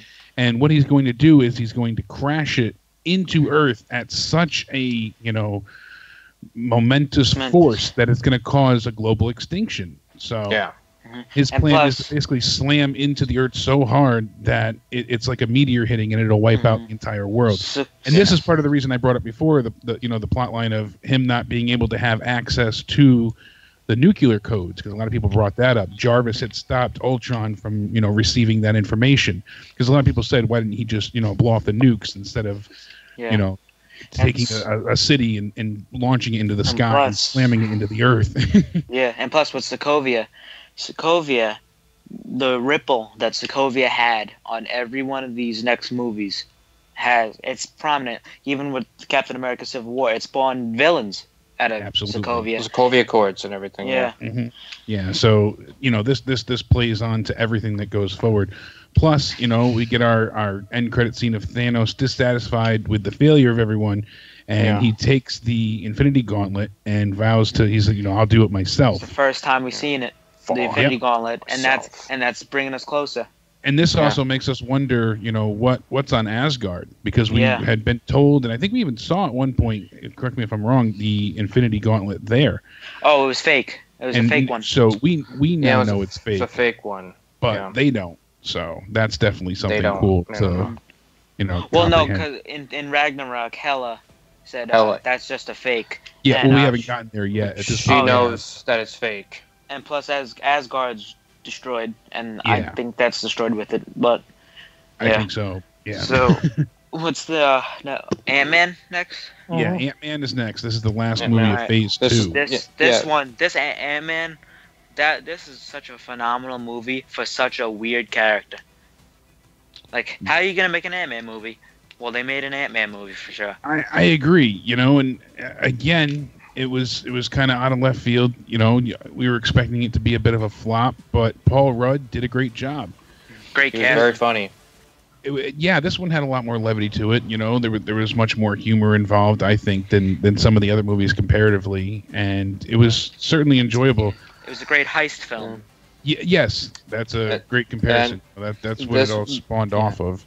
This one also followed the Scott Lang version instead of the Hank Pym version. And coming into this movie, I think fans were disappointed because fans were expecting they wanted to be Hank Pym because he's the most well-known Ant-Man, but they decided to use Scott Lang instead. I think I saw on a trivia fact that one of the reasons why they used Scott Lang is because Hank Pym has been known to have some messed up personalities, like he has aggressive behavior. Yeah, like he beat his wife in one of the comics. Yeah, like he beat Janet Van Dyne, who was the original Wasp. So they decided to use Scott Lang instead because they wanted to use somebody who's a clear. Who has a clear conscience. Well, yeah, he's a broken man, but he's not. Yeah, because he abused his girlfriend. A broken man who wants to do some right. Yeah. He's trying to do some right. He knows what he did. He knows what he did wrong, but he feels like he knows what he did wrong, but he thinks he knows what he's doing is right. Yeah, everything. And now in this movie, everything isn't for him; it's for his daughter. Yeah. Yes, this is like a redemption story for Scott Lang, and they have Hope Van Dyne in this one, who's like going to become like the next even boss. In the movie, he said, I'm done. I want to do everything for my daughter. I'm done breaking the places and stealing shit. Yeah. But ultimately, his main goal is to break into somewhere and steal some shit. Yeah, and one of the coolest things I thought, again with the visuals, the shrinking and growing of objects, it was really, really well done. And even things as simple as like when they had the 80s flashback scenes, you know, you had Michael Douglas going from 70 years old to, you know, way younger. That was great. Yeah. And they used de-aging VFX software, and they That was combined it amazing. with makeup and practical like wigs and makeup, especially like with Haley Atwell, 33 years old, you know, they had, you know, her wear makeup to appear older, so they would do things like that to combine the two effects. And I just thought it was really cool to see that was cool. Look so young and then go back to him being aged. And plus with the shrinking tech in the movie, they killed it with that to see how go from big to small. Well, Jake, in those environments. Jake, what you just said too, and this is getting a little ahead, but in the next couple of films, it's the one where, I think it's Civil War, where Stark is at a college and he's putting on a seminar, and he's in the room with his parents, and he's a young guy, and they went back and made him look so fucking young in that part, like you were just saying, and you know, the tech. like that was crazy how they did that, you know. Yeah, I was gonna say that in the beginning they made Michael Douglas very young. Kevin, I think you mentioned that, right? Oh yeah, they made, Michael Douglas, yeah. Yeah, they made Michael Douglas very young. Yeah, they brought back John Slattery too, but it just made him like white with white hair and everything. Because back in Iron Man 2, when they were doing that Stark Expo thing, it looked like he had more like gray, white hair kind of thing, like a mixture of that. But then when you see him again in Ant-Man, he has more just white hair. You know? I think he's a little older. Yeah. And back to Ant-Man, but I really liked how the comedic value was there for this movie, because like when Thomas the Tank Engine and the giant ant bust through the house, that was very cool to see, and it was just great to see all that with the shrinking tech and all of us. And but the only thing I didn't like about this movie was I really didn't like the villain of I didn't really like the Yellow Jacket. I liked the suit of Yellow Jacket, I liked the concept of him, but he just really didn't do it for me. Yeah. Yellow Jacket was cool, but it was very short-lived. You know, like you said, it was more of explaining, you know, Paul Rudd's backstory and getting into everything there versus... He was just there. He was just there to advance... Think how far the canon went when it got to this film right here that we're talking about. Like, they really... I mean, who would have thought... Like you said before, Christian... Can they pull off a movie about Rocket Man? Can they pull off a movie about Captain America? Well, can you pull off a movie about Ant-Man?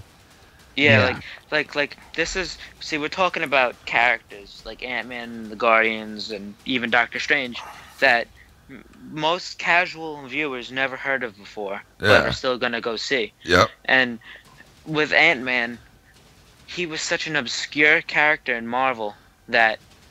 You like you weren't. I wouldn't blame you to think that it wouldn't work out, because how are you gonna do an Ant-Man movie? I know, but leave it up to Marvel. Yeah, man, but somehow they fucking pull it off, you know. And when we go to this third phase after Ant-Man here, oh my God, this is where it fucking it opens up. It really opens up here. It's where everything changes. Lose their minds. Yeah. For you know, Ant-Man, you know, you got Peyton Reed directing this, and you know, what is he known for, really?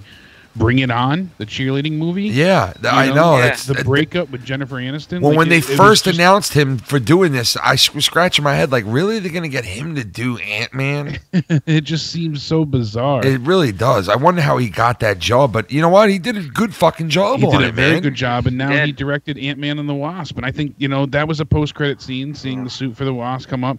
And then they also even showed a clip of Civil War, you know, after the movie too. So I mean, that was definitely You got a big bonus there. You definitely did. You know? And that fight scene in Ant-Man with Ant-Man versus the Falcon, that was incredible. That's what I was going to say too. You know, for them to introduce the Avengers, you know, their new training facility, and show that off and see how the Avengers are preparing for the future themselves, and it's a little taste of things to come, because they're still comfortable at this state. You know, they're not.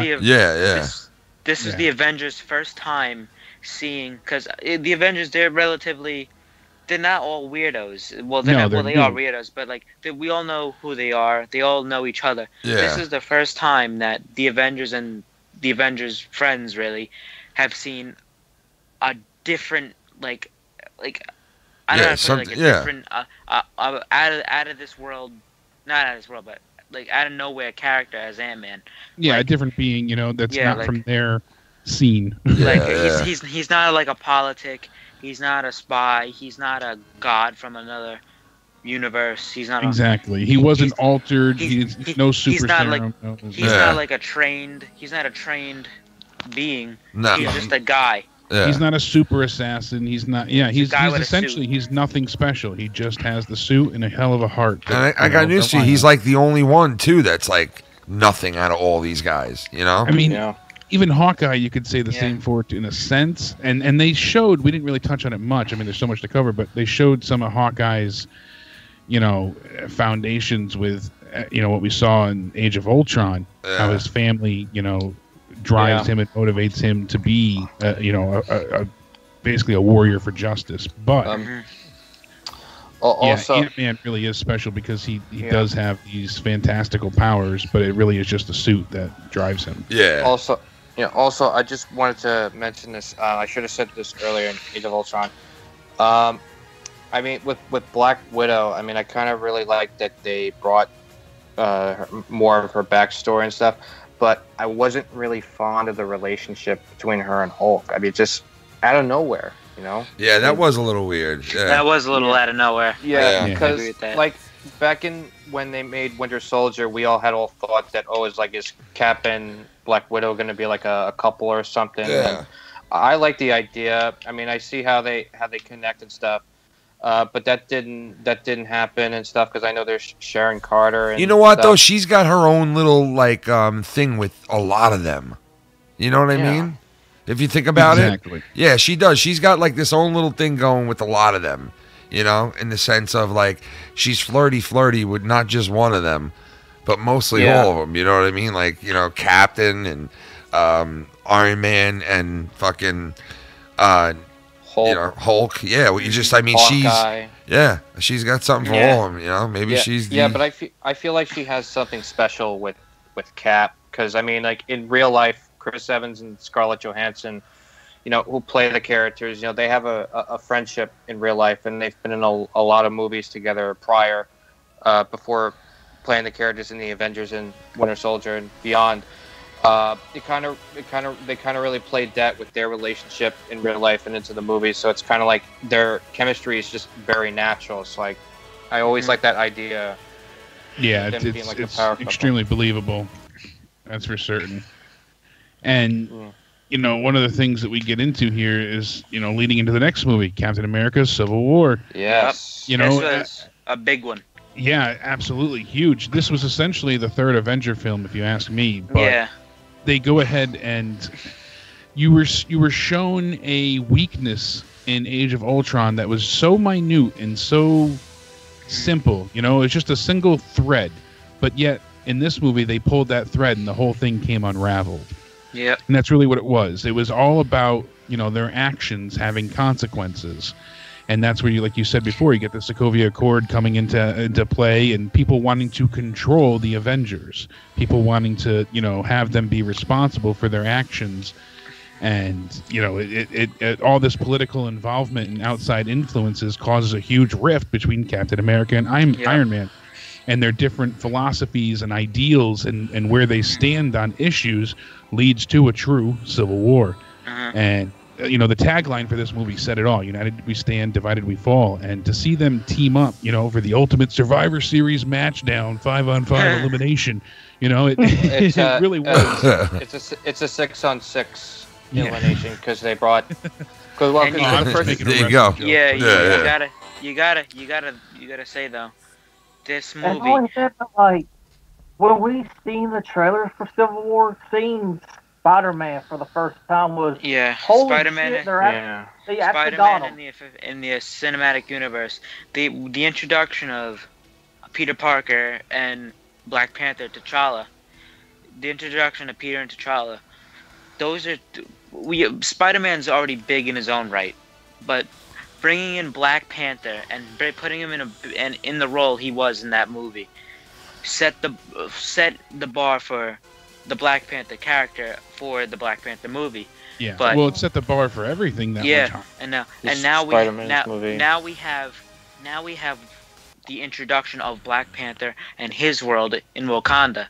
Now we have the introduction of Spider-Man and all his problems with villains that are. And they did it out of their own formula, too, because we've seen them introduce characters in their own movies. You know, everything had an individual introduction before this. So to see, you know, these two prominent characters who are going to get their own films coming up shortly after be introduced in such a pivotal and massive moment really showed you how important they are to the MCU. And the fact that they also, you know, yes, they showcased Iron Man and Captain America, but they, you know, they really showcased the other stars as well. You know, they included a little bit from everyone to build the story up. Yeah, and even Ant-Man, this was the first time we saw Giant Man, which is one of his names. And plus, that is a central part of Ant-Man and the Wasp, the next movie coming up. And when did Civil War come out? What was it 2015, 2016? This was 2016. All right, so 2016. 16 going. We're getting plots for movies 2 years away. Yeah. The Russo brothers did a great job at taking, you know, so many different thematical elements and turning it and weaving it into one perfect story here.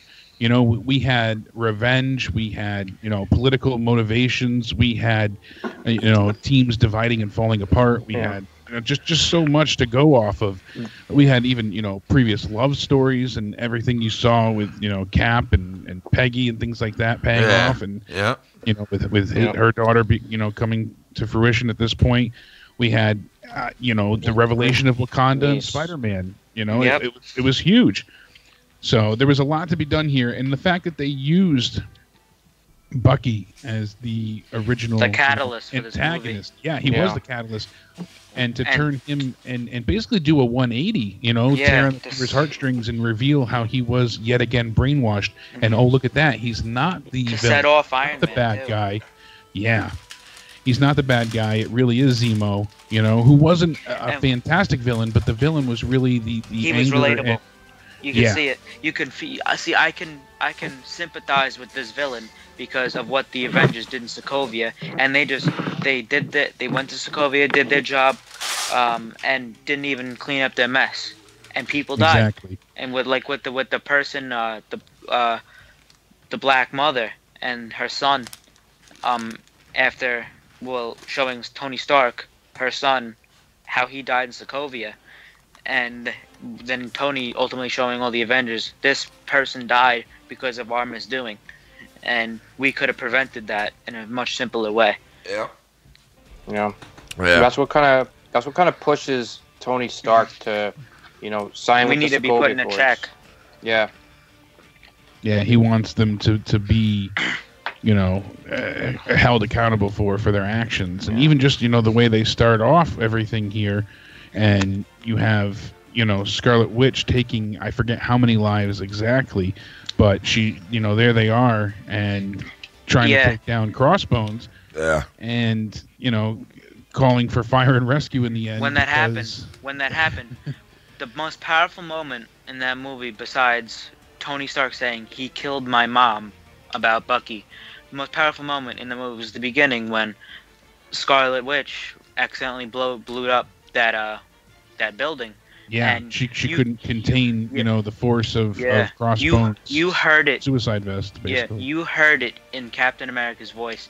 You heard the distraught in his voice and the sadness saying, "We need fire and rescue," on the 4th floor. I'm at like one of the floors on the building, but you heard it in his voice that he was devastated by this. Yeah, and it's shortly after that we're also introduced to, I forget the name of the tech. It's a video of him. Yes. Barf. Yeah. The Barf tech, and that's going to be possibly be, you know, big in this movie as well, coming up for Infinity War. We're not sure entirely yet, but you know, there's a few speculations with that. It's probably going to be bigger in Avengers 4, mostly the Barf technology. I think it will too. It depends on what Thanos is able to achieve. But I agree. We'll see what happens. But yeah, all in all, this movie gets a lot done, and we get a fucking amazing fight scene at the airport. Oh man, that was amazing, man. That is an amazing, incredible. Yeah. You see, it was right out of a comic book. Underoos, and from there, shit just hits the fan. Dude, it was right out of a comic book. You know what I mean? Exactly. You know what? It reminded me of the times where you were a kid and you had all the action figures, and you're like, "Oh, I want, Spider-Man to fight." And you go ahead, he's gonna fight Captain America, and that's what you got. You got this real, nerdgasm. That's the best way to put it. It was just you had every team up that you could ever want on film, on the big screen, with a huge budget, and they pulled every punch possible. They made it look fantastic. Yeah, they did, man. The action was over the top, and everything was just, next to bar none impressive. That whole scene, the whole fight scene with them together, that was my favorite part of all the movie. I mean, I did like the climax though, where you see Cap and Iron Man fighting it out against each other, and like Cap has the shield to Iron Man, and then Iron Man's holding against it. That's kind of an iconic moment, but it's a very sad moment.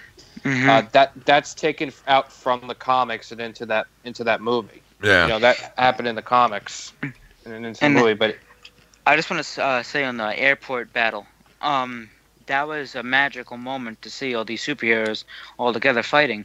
But just like the Avengers, everyone got their own section, everyone got their own time. Spider-Man and Ant-Man were in that movie for only that scene, really, and just for that. Yeah. And they were probably the two biggest characters in that scene, because you have Ant-Man who turned the tide with the Giant Man, and that shifted everyone's focus on Iron Man's side, and then you have a new guy, Spider-Man, who no one knows anything about him. Who's a kid? Yeah, who's a kid, so they don't really want to hurt the kid, really. A teenager. Yeah. Mm-hmm. With this Spider-Man character, this was a different portrayal. Like with the Tobey Maguire version and the Andrew Garfield version, it's like he's like coming of age, graduating high school, going into college. With those previous films, with this one, he's a kid. He's a kid. He feels like it. Yeah, he does. Because Marvel had said that with his future, he's going to be in high school in all of his movies. Eventually he's going to graduate high school and stuff. But for the main focus, he's going to be a kid. In the upcoming Avengers movie, it's been confirmed that it's 2 years after Civil War and Black Panther, so he would probably be 17 in this movie. Yeah. In Avengers. Probably. So he's close. Well, he's close. Homecoming 2 will probably be a senior year. Listen, we're pressed for time right now, so we're going to move on to the next film in this whole thing, which is Doctor Strange. All right, that's a really good, different movie. Fantastic. Really different. Definitely. Than anything they were doing. It was certainly unlike anything we'd seen before. Yeah, definitely. It opened up the magical aspect of Marvel. And it opened up kind of like alternate dimensions, alternate universes. Yeah, multiverse. Yeah. And with the inclusion of Strange in the mix now, Strange is basically the most powerful character out of all of them. Not only he's that, one that could take on Thanos on his own, and this is where we also see the Time Stone.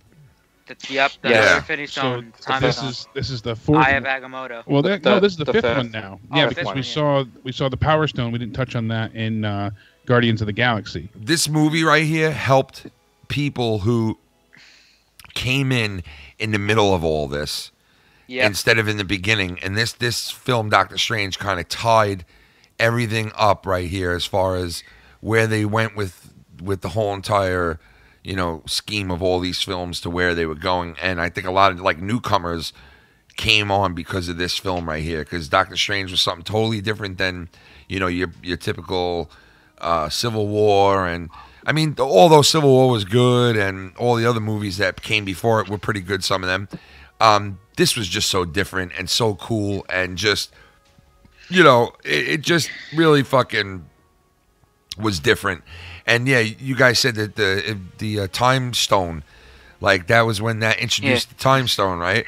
Which is probably one of the most important stones. Yeah, it is. And there's still one stone missing, correct? You saw him with the apple when he bit into the apple, started eating the apple, and then reversing the apple. Yeah. Again, that even such a thing as small as an apple, that can do a lot of things.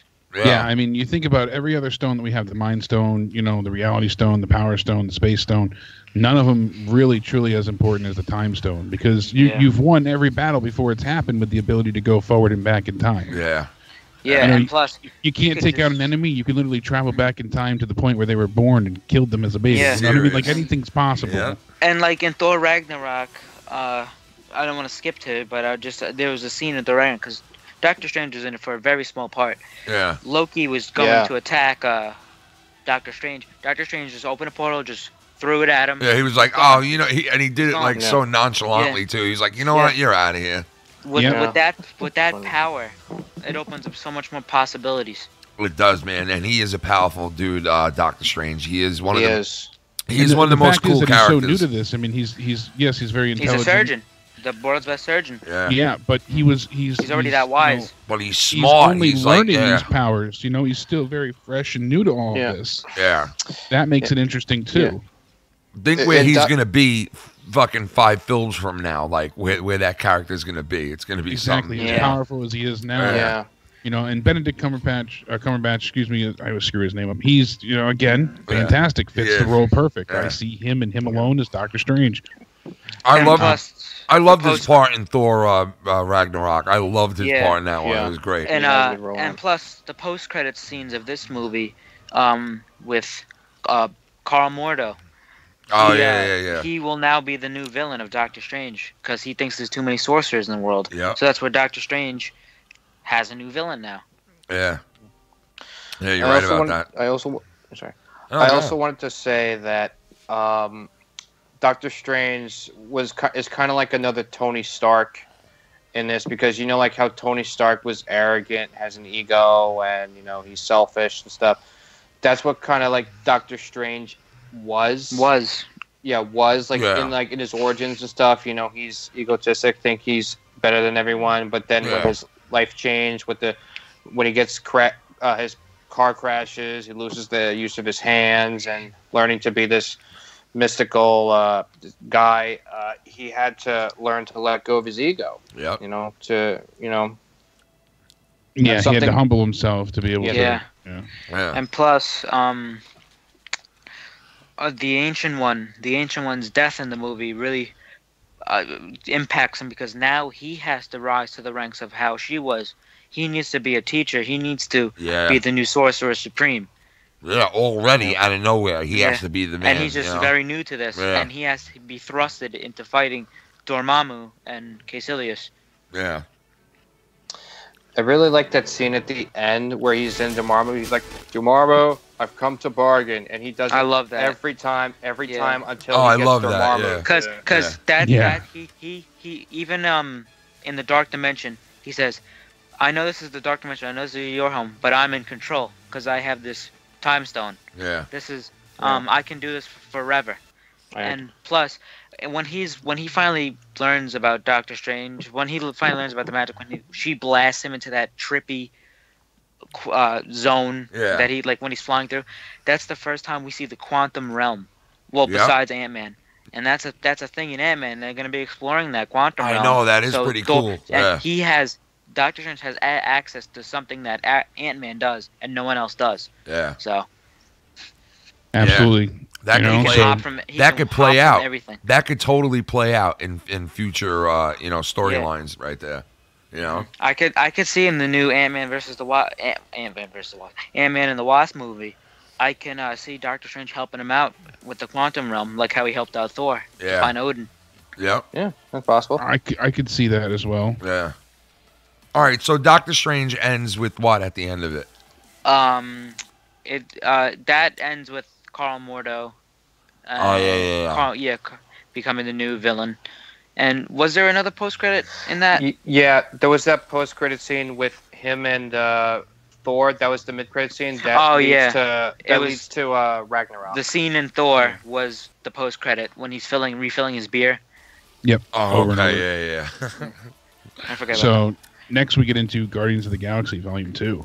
Which I thought this was weaker than Guardians 1, but I really, really like this movie. Yeah, Again, strong characters, you know, Yeah. great characters. The story, I felt like they focused way too much. Too much on Ego. Ego and Peter Quill's relationship. They did, and you're I right, think there was man. more that they could have done with Yondu here. Yeah. He Yeah. just have to sacrifice himself in the end. Even him sacrificing himself, you know, that arc ending there was great. But I felt like it was too soon, too late kind of idea, you know, too much too soon. I didn't like the arc where it was like a duo arc. Like you had Rocket, Groot, and Yondu together. You had Ego, Gamora, and Star-Lord. You had Drax, Mantis, and Nebula.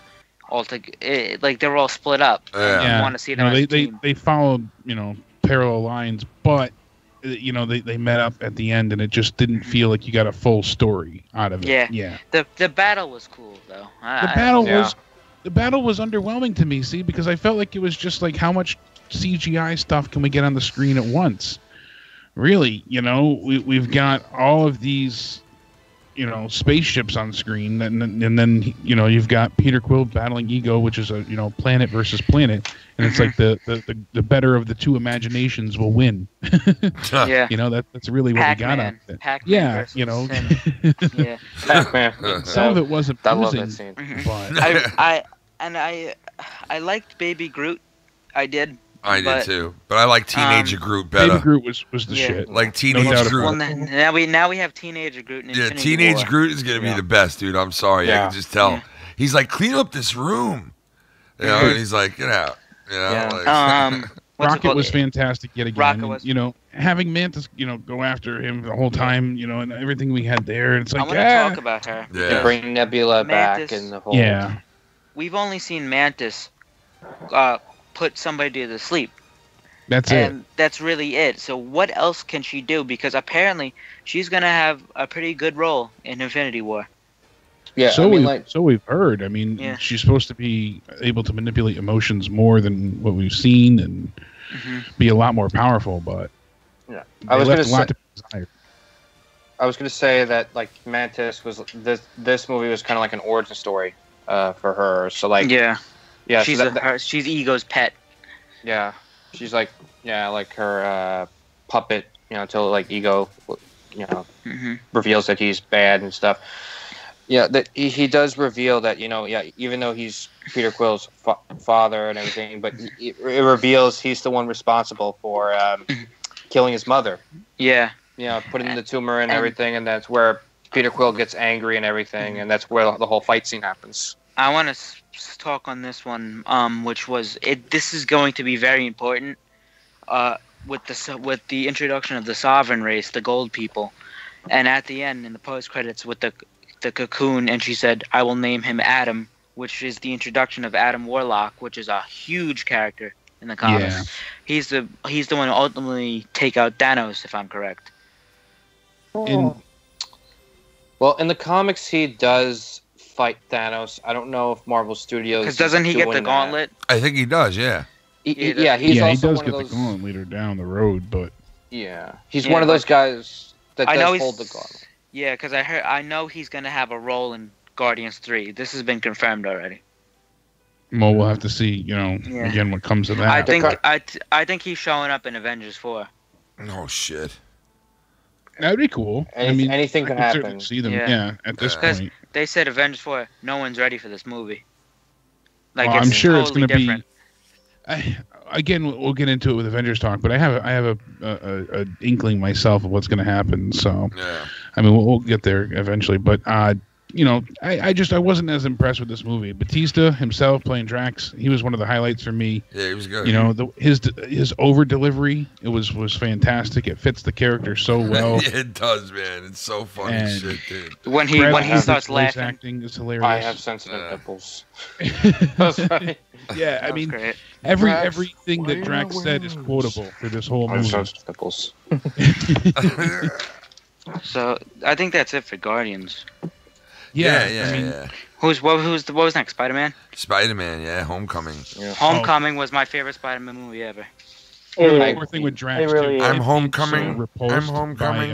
by Mantis. That cracked me up the entire time too. He's like, she's like, it's beautiful. And he's like, so are you. On the inside, I've never seen something so ugly. He's just, sorry, that cracked me up. Yeah, Spider-Man: Homecoming was incredible, phenomenal. And let me say it again. Very good villain in Michael Keaton's Vulture. To me, personally, besides Loki, is one of the best villains. I think he's top 3 with Loki, Killmonger, and Vulture. Yeah, Michael Keaton, again, amazing actor. Tom Holland, I was worried. I thought originally Asa Butterfield, I think his name is, would have been a better choice. Can't believe it's not Butterfield. And they made that joke. But Tom Holland ended up being a great Peter Parker. Yeah, I thought he was the best Peter Parker after Civil War. I'm like, this guy's... he feels like Peter Parker. He feels like... Because the other guys felt like, they're believable Spider-Mans, but they didn't feel like what Spider-Man truly is, a kid. Yeah. He felt like a kid.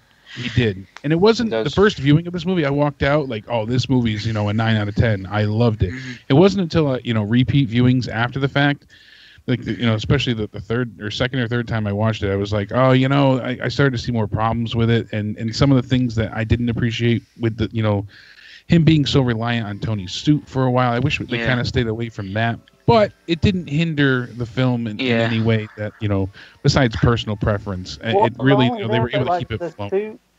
The suit that they revealed at the end of the movie, that suit was fucking awesome looking. It's Iron Spider, yeah. Yeah, and then we'll get that this movie. Yeah, that will come again in the trailer. Yeah, and plus, I liked how it was a coming of age for Spider-Man, and and a passing of the torch from. Well, it wasn't a passing of the torch yet, but this is like the events to lead up to. Well, it was starting to pass the torch from Tony to Peter because he wanted to introduce him to the world as Spider-Man, and he's saying, even in the trailers for Infinity War, you see Peter and Tony have intimate moments. Yeah, and Peter being unsure of himself, being antisocial, being nerdy, having a hard time speaking to girls, not really sure what his purpose is yet. He's also a bit immature as well. I mean, he's a kid. He's young, But he reacts, involuntarily. He has these little anger outbursts at times when he feels like Tony's not listening, and constantly, when he walked out of calling that happy. After the boat on Staten Island, after Tony walked out of that suit, after Peter was yelling at him, that was a very good moment. Saying, "Oh shit." Yeah, that was done well. And another great moment in that movie was when because when when we find out Liz's dad is Vulture, Michael Keaton, Adrian Toomes. That was like I went to see this movie with my mom, and I'd never seen my mom gasp at a superhero movie like he did. Because when he was walking up to that door, that's when it hit me. Right as he turned the knob, I'm like, oh. And then it happened. I'm like, oh. So that was a great reveal. Yeah, caught your mom by surprise. Yeah, everyone in the theater, it was just a huge gasp. I was like, wow. That was great. I saw this, and an opening car scene. Weekend, and the audience laughed it up. And that's one of those things. These are the kind of movies that you need to see with a large group, for sure. The car scene when he's finding out slowly. That was wonderful. That whole interaction of, you do anything, I will kill you. If you mess with my business, I will kill you. Yeah. And that film I got her a good time. I know Ken and I are both fathers. We have daughters, so we have that speech prepared for their their boyfriends already. Written down. It's memorized. Yep. I was gonna say, I know the ferry scene. I know it was Peter Parker's fault. I know, like, he screwed up and everything. Like, he's trying to save everyone, and Tony Stark, coming in and yelling him and everything. I know it's like Peter Parker's fault, but in a way, in a logical sense, I kind of feel like it's Tony Stark's fault. Like you said, like Tony Stark doesn't listen to him a lot. But like he's being a dick to him. Happy Hogan, calling him and making sure he's responsible. I feel like both of them are being dicks to him, not training him, not teaching him what the means of being a superhero is. I feel like they're not raising him right to become the superhero who he's meant to be, and they're all taking out the frustrations on Peter Parker. Absolutely. A lot of it could have been avoided, and when he found all this tech to begin with, and saying, even starting with the small little ATM robbery, oh, the Avengers and Spider-Man are fighting, and that whole joke. And then Peter sees the who is it? Donald Glover there. The Prowler. Purchasing that, the tech. Yeah, that moment too with the Prowler, Donald Glover. Yeah. That he says, "I have a nephew." Aaron Davis. Yeah. Yeah, I have a nephew, and that basically opens the door for Miles Morales. That does. For him to become the next. Yeah, and for the next movie, they already started casting Gwen Stacy, but she's supposed to be like some sort of foreign exchange student. I will say that, for them to go ahead and have Zendaya be called MJ at the end, that really pissed me off. I will say that much. Yeah. Oh, my friends call me MJ. It was like, come on, fuck you, movie. Don't pull that shit. That was unnecessary. I think it might turn out good because they're dating in real life, and I think they can. Yeah, still fuck you. I think they can try to work it out, but I didn't really like it either. Yeah, that but they did so well with so many of the other fourth wall breaks. They, like him being through the golf course and he has nowhere to whip, his webs onto. So he's running. That was perfect. It's not just him swinging through the sky. They did all these little, wink and nods towards the fans that I loved about this movie. They really set the tone of like, we pay attention. John Watts was like, we listen to the fans. We know what you guys want. We know what you're into. And we paid attention to the lore and everything else, building up. So it was really cool. And, everything played out well. And it got me more excited to see everything that's going to be in it in Infinity War for Avengers. Because I can't wait to see how Spider-Man does in that. So now we got Thor Ragnarok. Ragnarok, very, very the best Thor movie. I just saw this recently. I didn't get the chance to see it in the theaters, unfortunately, so I got to see it at home. And my God, what a good movie! It really was very, very good. And this is Black Panther didn't really do it, but this is the movie. This is basically the final movie that plants every seed for Infinity War. Yes. Yeah, as Black Panther was kind of like a story unto its own. A story, yeah. Yeah. It was doing its own thing. It was a side deal. And the Vibranium. Still very kind good. Of on his own. But this one, like as you said, perfectly surmises everything that happened up to Infinity War. This is, that's the last chapter of that book. You see Thanos, he's coming. This is it. Thanos is amassing his army. He's, on his way. We know all but one stone's location at this point. Yeah. We've got the destruction of Mjolnir. Thor gets a new haircut. Thor getting his haircut by Stan Lee. That was funny. Thor's home is like destroyed and everything, and he like loses an eye.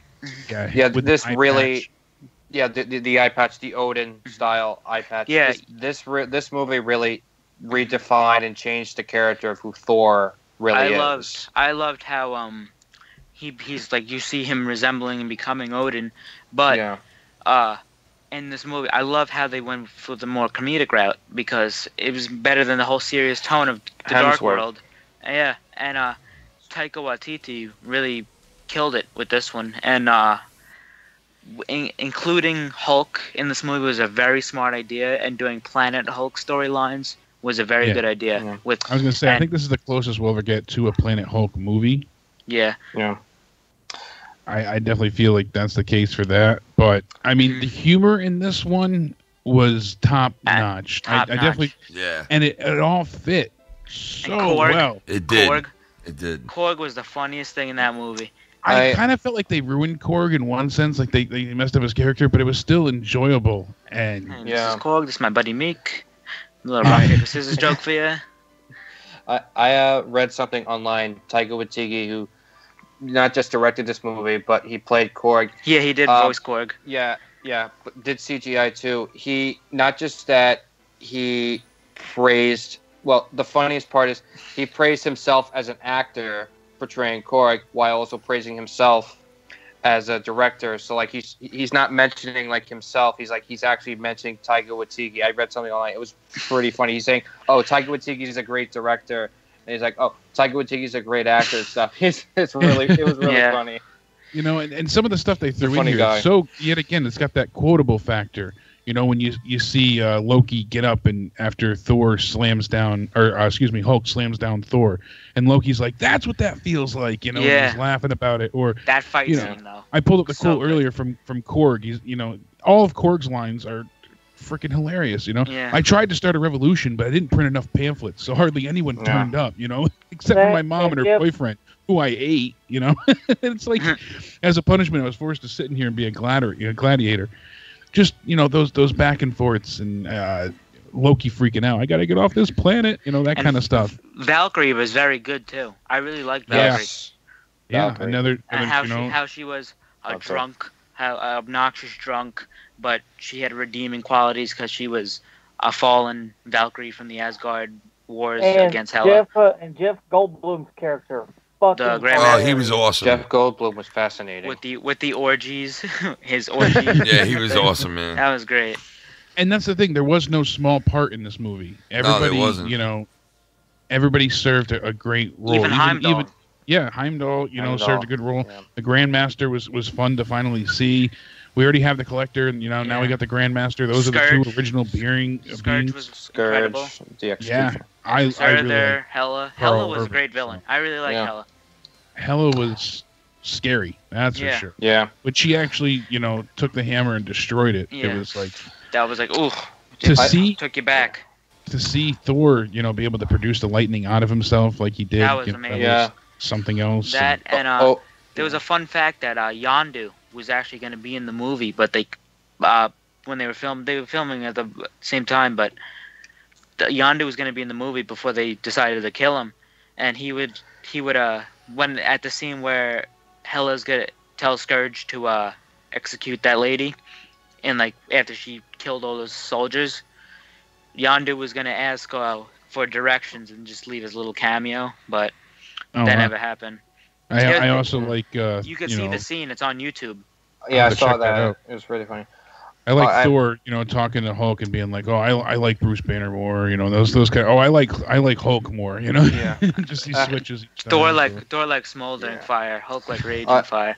I just want to say, I liked Odin's role in this. I mean, I know it could have been expanded more, but like I liked it. His death, I think, was kind of very motivating to very poetic to like push Thor to, you know, realize he has these powers and everything. Also, I also wanted to mention, like, I know there could have been more saying about Yondu, but like his death was very meaningful, though. But when it came to these deaths, though, the only death that I really didn't like, though, was Quicksilver's death in Age of Ultron. I mean, I know I should have. Yeah, that was. We kind of didn't, you know, we flew through that, but that was very understated, you know. Yeah, it was a bit unnecessary. It was just to tug on the heartstrings, and I don't think we didn't. It would have been different if it was someone like Hawkeye that died, because I thought it was he wasn't developed enough. Scarlet. Yeah. I thought it was a plot line for Scarlet, and it was just the way he's died. How it says, "Oh, you didn't see that coming." That was a running joke between him and Hawkeye in the movie. So it really only affected two characters, Hawkeye and Scarlet Witch. Plus, I think it was also pressure because, you know, Quicksilver was so much better in the, you know, X-Men. Yeah, I agree. I think it has to do with those rights issues between Fox and Marvel, because since Evan Peters did a really good job playing the character and they adapted him very well, and that I guess Marvel and Fox kind of renegotiated their deal or something. To like so that Fox could keep Quicksilver and Marvel could keep Scarlet Witch, you know, so that, you know, there doesn't have to be a confusion or anything to figure out which Quicksilver's which, you know, because Evan Peters, Aaron Taylor Johnson, you know, I mean, I think diehard fans would know who's who, but like other fans who are just getting to know it or just want to see it would kind of like be confused, you know, like which Quicksilver is which. It would kind of cause some like controversy, you know, something like having a speedster in Marvel's kind of pushing, because in everyone's mind, Flash is Mr. Fast Running guy. Yeah, but you know, like because Quicksilver, I don't think he's built up, because everyone's gonna know who the Flash is over Quicksilver, and everyone's gonna like Flash over Quicksilver. But I think he should just stick to X-Men. Like they get X-Men gets Quicksilver, we get Scarlet for Marvel. Yeah, because she works better because I don't think there's any room for him right now. Yeah, I agree, and also because of Scarlet Witch's romance with the Vision, which we'll talk about later on, because that's very important in the comics, and that's going to be explored. So we don't want to have like Quicksilver in that to kind of interrupt. So you got to have that arc. So moving on to Black Panther. Okay. Yeah, Black Panther. Which was my favorite movie, and my favorite Marvel movie, my favorite movie ever. Wow, that's a huge statement. Because I really never had a favorite movie, really, and I needed to find a movie that I can call my favorite. This did it for me. This really went all out for you. I knew who Black Panther was because I saw some of the comics and some of the shorts, and back when the Avengers came out, they had when I was little, they had a Disney XD Avengers show, and I remember on the team was the Wasp. And the Wasp says, I remember the episode like it was yesterday. Oh, look at my new friend. His name is T'Challa. He's the Black Panther, and Black Panther was in that series for a long time. Like, wow, he's my favorite superhero. I really like the Black Panther, and I want him to have his own movie. So I've been waiting for this movie for a long time, and to finally get it, to finally have such a movement for this movie, and to be at this magnitude, and for it to be that good. And be so crucial to this universe. It takes a good movie for me to see it 4 times in a theater. Yeah, wow, 4 times. So, and one of the things too, Ryan Coogler, was essentially Fruitvale Station, Creed. Yeah, I mean, he wasn't completely unknown, but he doesn't have many, hits under his belt. Yeah, exactly. He's not knocking him out of the park per se. Yeah. What he's done has been good.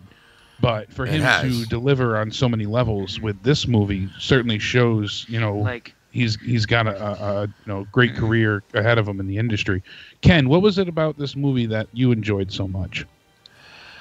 Well, I mean, it ties in well with all the other films. Number one, I think it does that without needing the other films to be its backbone. It does. There was no stone in this movie, which was we don't know that, but I just like what they did with it in the sense of like they created a whole new world, and a whole and something that was good. It wasn't just thrown in just to have it there, it wasn't thrown into fucking, you know what I mean? It was there forever, and we didn't even know it, and it was so powerful. Where was Wakanda during everything else? Yeah, so I mean, and the film.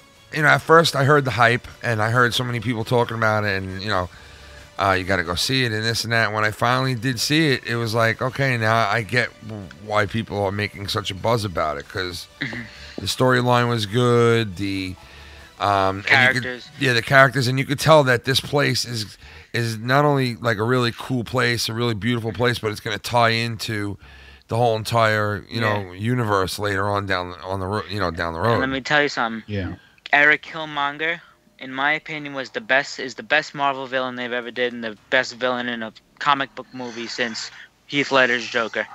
Yeah. You're not the only one to say that. And you know what? I also want to touch upon the fact of, it's hard to ignore, but in today's world, the current climate of things, there are a lot of problems with race relations and, things are tense. It makes too much sense. Exactly. I know we're talking about a fictitious place in Wakanda, but for it to be dragged into a world war because of 2 opposing forces, that sums up the issues that we have in America and the world alone at this point in time. It really hit home with a lot of people. Like me, like I'm biracial, and my dad and my brother are African American, but I can see I can side with Killmonger when I can side with the villain, and I can understand and feel sympathy for the villain and side with him. That's a great villain. That I can understand why this villain is doing this. If you can understand, it's not like a villain. Oh, I want to take over the world just to rule it. No, he wants to make a change, and he wants to change lives and all that. But you can understand why he wants to do it. And I definitely agree. With Eric Killmonger saying, with all his marks on his body, saying, I've killed in Iraq, Afghanistan, and the U.S., all just to get here and get to you. He's had motivation. There's reason for why he's killed. every life he took was a purpose, and the reason why he was so good at the end when he died, saying bury me in the ocean with all my ancestors who knew that death was better than bondage. That was a powerful quote that took a lot of people by very surprise. Inspiring. I agree, because in this movie, in a story-wise and logical sense, even though T'Challa is the main character in this, Chadwick Boseman, though, said it himself that T'Challa is actually the enemy in a way in this movie, like the antagonist, because he's someone who never really had to struggle. Not saying he didn't, but like person Tony of his Stark, color never had a struggle like other people of his color had to.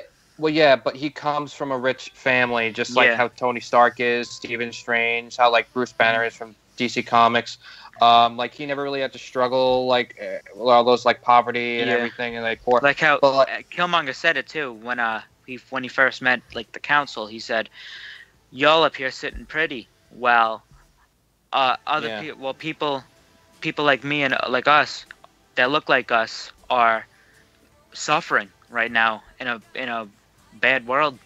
Yeah, I mean they even show T'Challa's in a sense a shortcoming, because he could have pursued Killmonger at one point, but he'd rather save Ross's life and bring him back to Wakanda, where his sister uses the technology to save his life. That was really telling, and another broken white boy for me to fix. Yeah, exactly. So I mean that alone I love a great deal of character. I loved Shuri in this movie. She was like the comedic relief in this movie. The whole that one-liner where she said, well, the question is, what else? Jesus Christ, man. That was really funny. That was such a sick line. That was definitely excellent. Christian, you got to watch that earpiece, bro. Oh, it sounds like buildings are exploding every time you take that thing. Yeah. Oh, yeah. Yeah, sorry about that. Oh, my God. 9/11 Part 2. Oh, Jesus. Jesus, man. Is this thing on? I love about Black Panther. It had a kick-ass soundtrack. Oh, yeah. Kendrick. Yeah, that did have a kick-ass soundtrack as well. And the fact that it had it all its own, you know? Yeah. And all the characters were great, too. Even the women. Like Okoye, Shuri, Nakia. Yeah. And a character that really stood out to me that I really loved was M'Baku. Who was played by Winston Duke, which this was his first ever movie. And he killed it as M'Baku.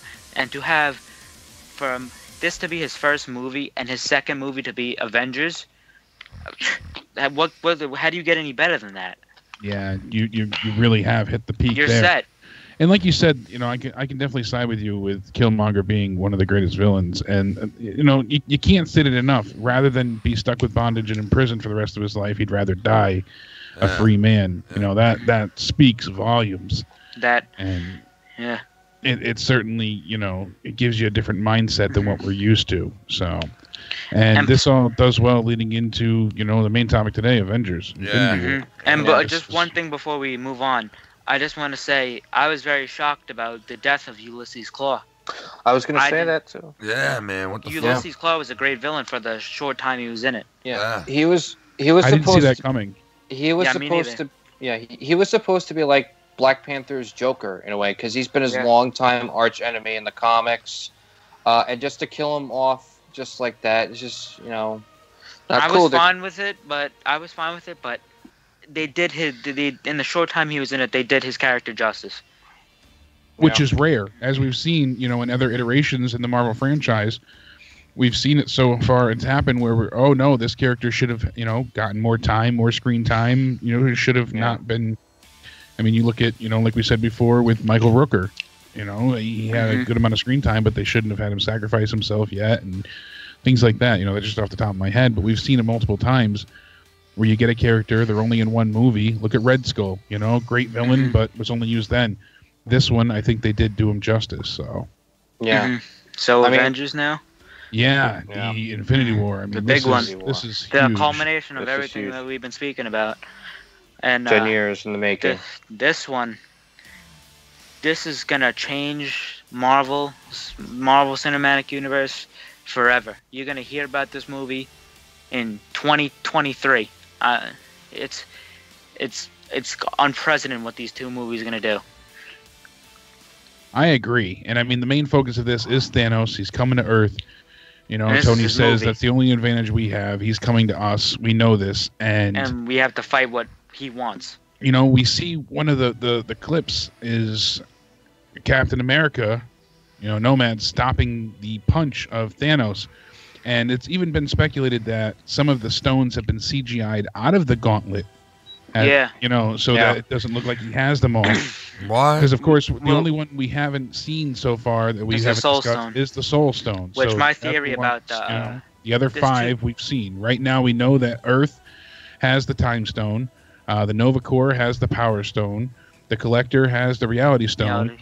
Vision has the Mind Stone. And Strange has the Time Stone.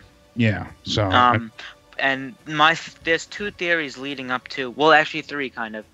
Leading... Well, 4, really. But 3 of them tie into one thing. For the Soul Stone, one of the biggest theories going on, which is... And evidence, there's a lot of evidence to it, that Iron Man, Tony Stark himself is the Soul Stone. Because we've seen Soul Stones take other forms. Because all the promotional material for the Soul Stone has been linked to Iron Man. And it might be the arc reactor, or it might be something in him, or Howard created him and he found the Soul Stone because of the vibranium. See, other people think that since his father used the Tesseract's tech to make the, you know, part of the stuff that actually turns into being used as the Iron Man suit, that it won't actually be Tony. But I mean, see, my theory was that I thought the Soul Stone was going to be seen in the Black Panther movie, but my theory is that the sand that he uses to go to the ancestral plane, because we've seen the Soul Stone in other forms, how it's orange, I could see that being it. But it could still be in Wakanda. You know, other people say could still be there. Other people say it's the heart-shaped herb because it takes you to another world, and it's the soul world, which that's what the Soul Stone asks. But another good one is Black the meteor. Power. The other one that allows him to see his ancestors. But the other one is when the vibranium meteor crashes into Wakanda, that in the heart of that meteor was the Soul Stone. Oh, and this is the right in the dead center of it. They use to advance the It's all off of the Soul Stone. And we've seen stones be other colors, like Loki's scepter. It was blue, but it was yellow in the Mind Stone. Yeah. I mean, I really think that Thanos will get a hold of all 5 stones, and it's even stated in, he's definitely going to. And it's stated in the trailer that we saw, the most recent one, that all it takes is a snap of his fingers, and quintillion lives are lost. Exactly. I think that's how this movie is going to end. Yeah, that's exactly what I thought too. I'm stuck on this. We're going to see him just snap his fingers and fade to black. I just want to say for the Soul Stone, there has been this ongoing theory that Heimdall probably has the Soul Stone because of his powers, because of his abilities to see through all different types of souls in the 9 realms, and that his eyes are colored orange.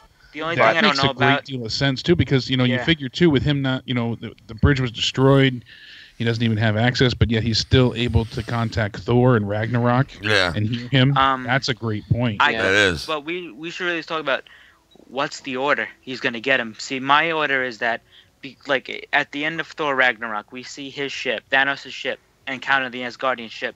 So basically, what I think, because you know how Doctor Strange, the post-credit of that with Thor, that was in the movie, in Thor Ragnarok? Yeah. Well, Thanos, we can see in the trailer, his first stone is the Power Stone. The first stone he gets, the first 5 minutes of the movie is the bad thing. Yeah. And he goes and gets the Power Stone. He just completely obliterates Xandar and the Nova Corps. He takes out all of them. He gets the Power Stone, and now he knows that the Tesseract, the Space Stone, is in Asgard. So he's on his way to Asgard, but he sees the Asgardian ship, and he finds out somehow that Asgard's been destroyed, and somebody probably took it with them, and his ties to Loki with the Space Stone. He'll destroy the Asgardian ship and that's what we see at the end. I think Korg will die, Valkyrie will die, Heimdall I'm not sure about. Thor and Loki are fine, but and then next up, because he still has the Black Order, Corvus Glaive, Proxima Midnight, Cull Obsidian, and Ebony Maw. I think he's gonna send them to Earth while he's dealing with stuff in space, because we know Thanos is gonna get to the Collector with the Reality Stone. I think that's his next one, and then he goes down. And then the next one, I don't know how or where he's going to get it, is the Soul Stone. And then the last two are Doctor Strange's Mind Stone and Doctor Strange's Time Stone. And Vision's Mind Stone, which is the fight in Wakanda. And you got to remember, I think the Time Stone might be the last one. Yeah, that's what I'm thinking. I'm thinking the last one is the Time Stone. Because that's the one that really means the most. Yeah, This is how they reset the MCU. Yeah, this is how they, recast people. It's been this confirmed. Is how they do it all. We have a picture of the Infinity Stones. It works as a circuit. So basically, if you don't have the Mind Stone, the Space Stone can't work. If you don't have the Reality Stone, the Time Stone can't work. It's like a circuit. So if you need the Reality Stone for the Mind Stone to work. You need the Space Stone for the Soul Stone to work. That's how it's going to work in the movie.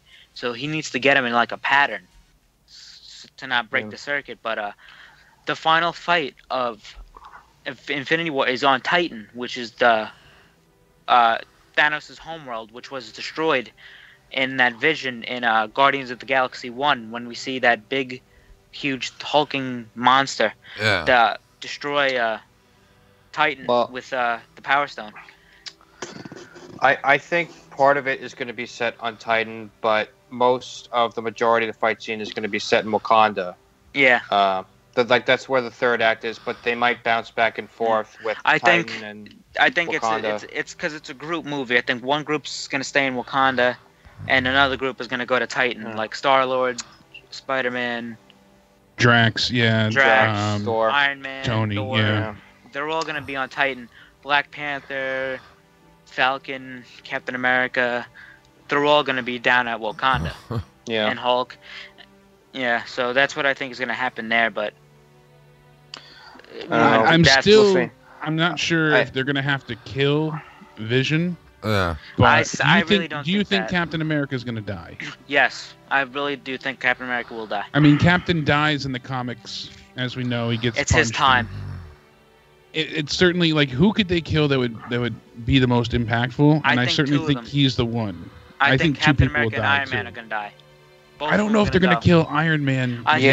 This is what I think. They're gonna kill off Iron Man. No, I think they're gonna kill Iron Man and make him an AI for Peter, or an AI for somebody else. That's what I think, because I heard Chris Evans doesn't want to do the role of Captain America anymore, and Tony Stark. Robert Downey Jr. said he doesn't want to really do Iron Man that much anymore. From what I read online, Chris Evans said that his contract is done after Avengers 4. Avengers 4. That's why I think they're going to die in like the Infinity War saga was going on. And, he never said that he was going to leave or anything, but he was bounced back and forth saying, okay, I want to leave. I'll maybe come back, but it's up to Marvel to figure out.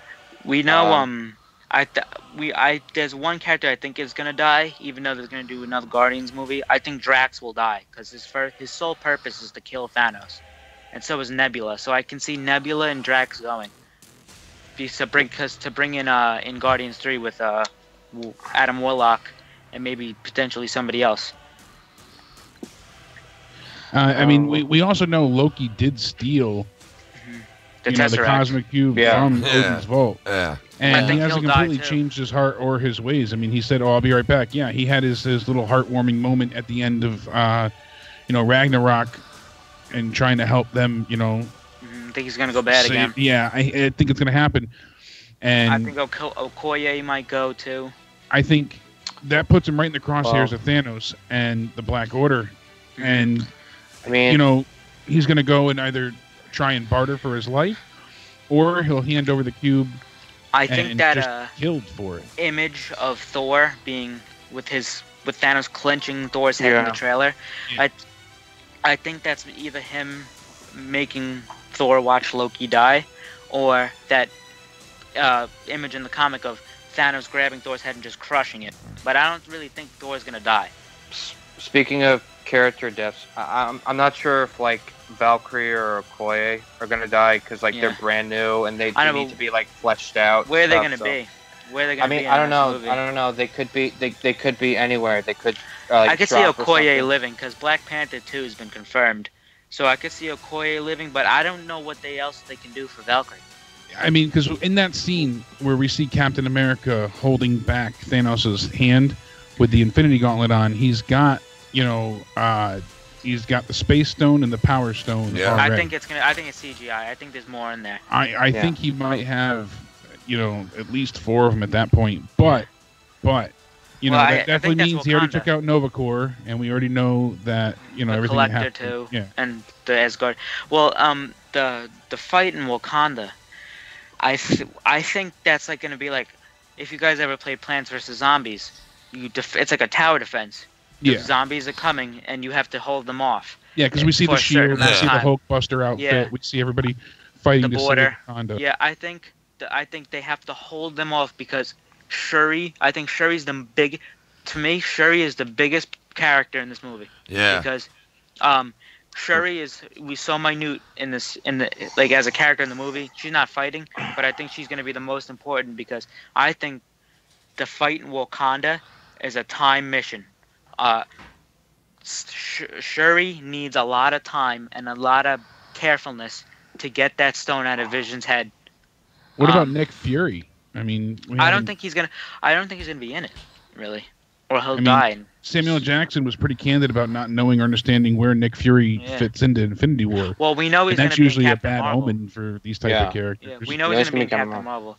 Yeah, I mean, he might be. There's only one character. 4. Yeah, there's only one character deconfirmed for this movie, and it's Ant-Man and the Wasp. They're not going to be in Avengers 3. They'll be in Avengers 4 though. Paul Rudd is confirmed to be in Avengers 3, but he's not going to have like that big of a role. It's the same thing with Hawkeye as well, because Hawkeye's in Infinity War, but he's not. Hawkeye could bite the bullet and I really think he might or chew the arrow, however you want to call that. But I mean, but like what I was going to explain before, like something probably could happen to Hawkeye in this movie. That pushes him to adapt to this Ronin character, and that it'll probably be explored in Avengers 4. Yeah, go off the grid or something, because the Russo brothers said that he has his own journey in this film. Yeah. And same thing with Ant-Man. Maybe they'll explain that in Ant-Man and the Wasp, because there's rumors that Hawkeye could be in that as well. There are rumors about. I really don't think this is going to happen, but the Silver Surfer being in these movies. Yeah. I doubt that, but because makes sense because he plays a big role in the Infinity Gauntlet comic. Well, Peter Dinklage still has a role we don't know about. Oh yeah, Dinklage. Yeah, what's the deal? What's the deal with that? Apparently he's this is what I heard. He's either going to be. Well, no, I think he's going to be helping Thor forge his weapon. He's going to be one of the dwarves. Oh shit! I also heard that the Soul Stone could be like on his planet or something. Yeah, on the heart of a dying star, because that's how on the heart of a dying star. Thor crafts Yarborough. Yeah, and Thor knows that the Soul Stone is there, like he could go there, but then by the time they go there, it's too late. The Black Order stole it and everything, and Thanos has it. But then Peter Dinklage's character probably helps him. I'm not trying to spoil anything. I'm just making speculation here. Yeah. Peter Dinklage's character probably helps Thor forge his new hammer, which is Stormbreaker. I think that's what they're gonna. Yarbjorn, Stormbreaker. Or Yarbjorn, and he's probably gonna use it to hunt down Thanos. I think because they've confirmed and they said the Black Order's powers in this movie is gonna be basically the same as the comics. Corvus Glaive is his glaive, which is his staff. If any part of that staff is still alive, if there's a little piece of that staff, he can come back to life. Yeah. And it's saying that Corvus Glaive is going to tear the Mind Stone out of Vision's head. A lot of people have said that, and then Vision will still survive without it. I mean, we've seen again in the trailers, but they've also done things to change us. Yeah. Proxima Midnight. her staff. I don't. How is that work? Isn't it work like Mjolnir a little bit? No. Kind of. Doesn't it like return to her though? Like she'll throw it and it'll return in a way. That I'm not sure of. That's what I heard. I heard like she throws it and it'll ricochet because it looks like a fork.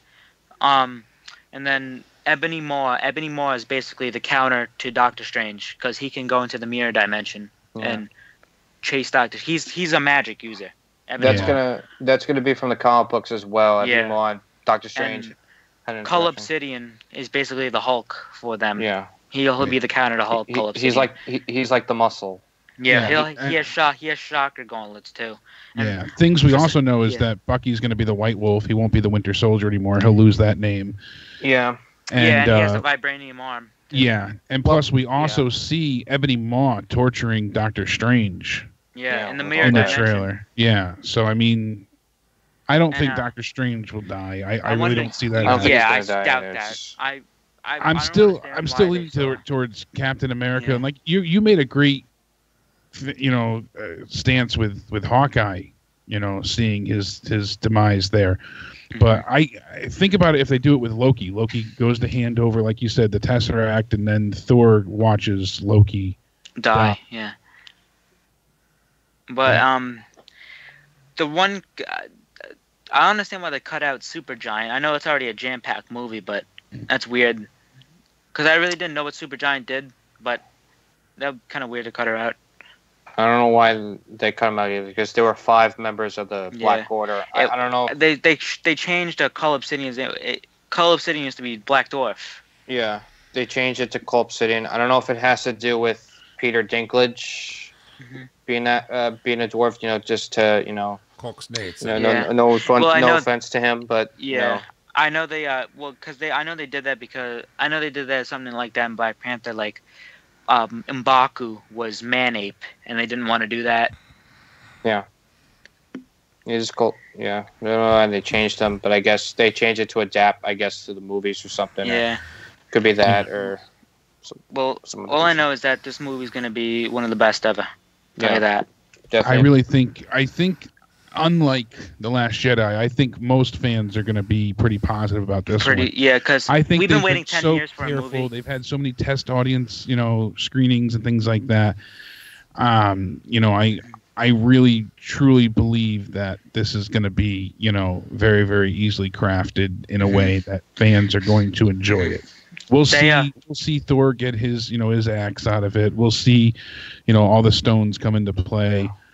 We're going to see the Hulkbuster suit with Hulk, Bruce Banner inside. To have a universe crafted for 10 years, to have a universe crafted with so much different characters, stories, and even objects, and even just so much patience and care, loving care put into all these movies for one big movie. Well, 2 actually, but 2 big movies. You can't get any better than that. I don't know if you guys watch Game of Thrones. I don't know if you ever watch. I heard that Avengers: Infinity War is supposed to be like Game of Thrones, where you have like, the battle in Wakanda, and you have like where you have like sections of movies, because like the whole show Game of Thrones was like sections of stories. That's kind of like what Infinity War is going to be like, but it'll eventually come into one big story, so it'll circle up. And one more question. You guys think in Avengers 4 that Captain Marvel's showing up? I'm really positive about that one. She is. I'm sure I don't see how they could keep her out of it. Yeah, because her movie's coming up, and that's probably the first. No, that is the first female-led Marvel movie. Yeah. We already know that, and apparently a Black Widow movie is going to be coming. Yeah, Black Widow movie is going to be coming too, so I don't think she'll be she will not die. in danger at all. Yeah. I'm curious how much they really show off, the the children of Thanos, because we got Black Dwarf, Corvus Glaive, Ebony Maw, who else? Supergiant and Proxima Midnight, right? Supergiant's not in it. Corvus Glaive. Yeah. You can mention that, Supergiant's not going to be in it? No, Supergiant is not in it. Okay. So that I wasn't sure of. Oh, I forgot to mention Death. I don't know if she's gonna be how is Death gonna? See, I see some people saying it might be just Hela, but I doubt that. Yeah, because originally, just like the Deadpool thing, you've got Thanos destroying half the universe to go ahead and please find her love. Yeah. So, I mean, like, because in the comics, Thanos gets the Infinity Stones to impress Death. Yeah, to court Death. And remember, in Avengers, the end credits, it says, "We have to court Death," which was the biggest teaser of them all back then. Mm-hmm. I guess that's the only time we ever heard Death in relation to Thanos.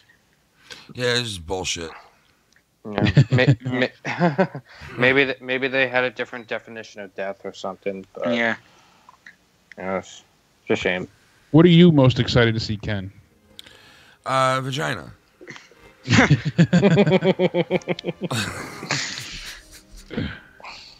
I just can't wait for this next I can't wait. This movie to come out, man. Like, I'm dying to see this fucking thing.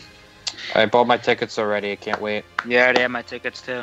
Yeah. And then once this comes out, we got to all convene again together to go over that film big time, I'm going to go see it the first weekend it comes out. Yeah, me too. I couldn't get tickets for Thursday or Friday, so I had to get Saturday tickets. But thank God I got them. Well, I think we covered a lot, man. Yeah, we did. Yeah, we did. Yeah, we did. We went through everything. Yeah, and you guys are awesome, man. I was geeking out sitting here just enjoying listening to you guys talk about it because I know it, but you guys are in depth with it, man. So I want to thank you guys for coming on and really making it fun to listen to and be a part of, man. This is a great time. Yeah. So we definitely will reconvene and do the next one. It comes out in like May 4th? No, April 27th. April 27th. It was originally May 4th. Oh, okay. They bumped it up a week early. They bumped it up because of Star Wars Day, Solo, and Deadpool 2 coming out. Nice. Well, at least we'll see it a week Marvel, thank Robert Downey Jr. for that, but it was planned all along. Yeah, whatever. As long as it comes out, I don't care. You know what I mean? I'm definitely going to see it. And we'll all reconvene for that movie once it comes out. Yeah, review. Yep. Yeah, we gotta reconvene. What do you think? What do you guys, real quick? Listen, I love speculating, right? So, Infinity War 1 was recorded. Infinity War 2 was already recorded, right? Mostly. Yes. Okay. Then they're gonna do Captain Marvel, which is a chick, right? Well, before Captain Marvel is Ant-Man, the Ant-Man and the Wasp. Yeah. Well, yeah, there's Ant-Man and the Wasp after Infinity War. Then comes Captain Marvel. And then Avengers Guardians 4. and Spider-Man. Yeah, Spider-Man and Guardians. Yeah. Infinity War was supposed to be a two-parter, but then they changed it to simply... Yeah, I think it's kind of be like the Russo brothers explained, it's supposed to be like from Winter Soldier to Civil War, something like that. But it's 2 years after Black Panther and Civil War. Well, yeah, but I'm just explaining, like, comparing how how it's directly connected. It's also kind of be like how in the Star Wars movies are, like how Empire Strikes Back leads into Return of the Jedi. How in the Pirates of the Caribbean films, how like Dead Man's Chest leads into World's End, and how in the Matrix trilogies, how Matrix Reloaded leads into Matrix Revolution. So it's gonna kind of be like how Infinity War leads into Avengers 4, so it's going to kind of be like that. So it's not going to be like a two-parter like how Harry Potter like Ant-Man happens before Infinity War. Yeah. Ant-Man and the Wasp. Well, listen, guys. Thank you so much, man. We went, I think, almost 3 hours. Yeah, roughly. 3 hours, 25 minutes. Nice, man. So I want to thank you guys. You guys are great, man. I enjoyed this shit, and we'll talk to everybody soon. I hope you guys enjoyed the podcast, and we'll see you guys soon. That's Jake DeMarco. Thanks for having me, Cam. My man, thanks for coming, man. And that Jake DeMarco's here. That's Mr. Bobbitt, Swamp Ass Podcast, and you got Shots Fired Christian. And we had Filthy here with us earlier on. I don't know what happened to him. Yeah, we lost him. I think he bounced for some reason. And you got Marvelous Will, man. Thank you for coming tonight. And Will, thank you too, man. You know a lot about this too. It was awesome hearing you guys mingle together. All right, guys. Peace out, everybody. Have a good night. We'll talk to you guys soon. See ya. Peace. See ya. Good night.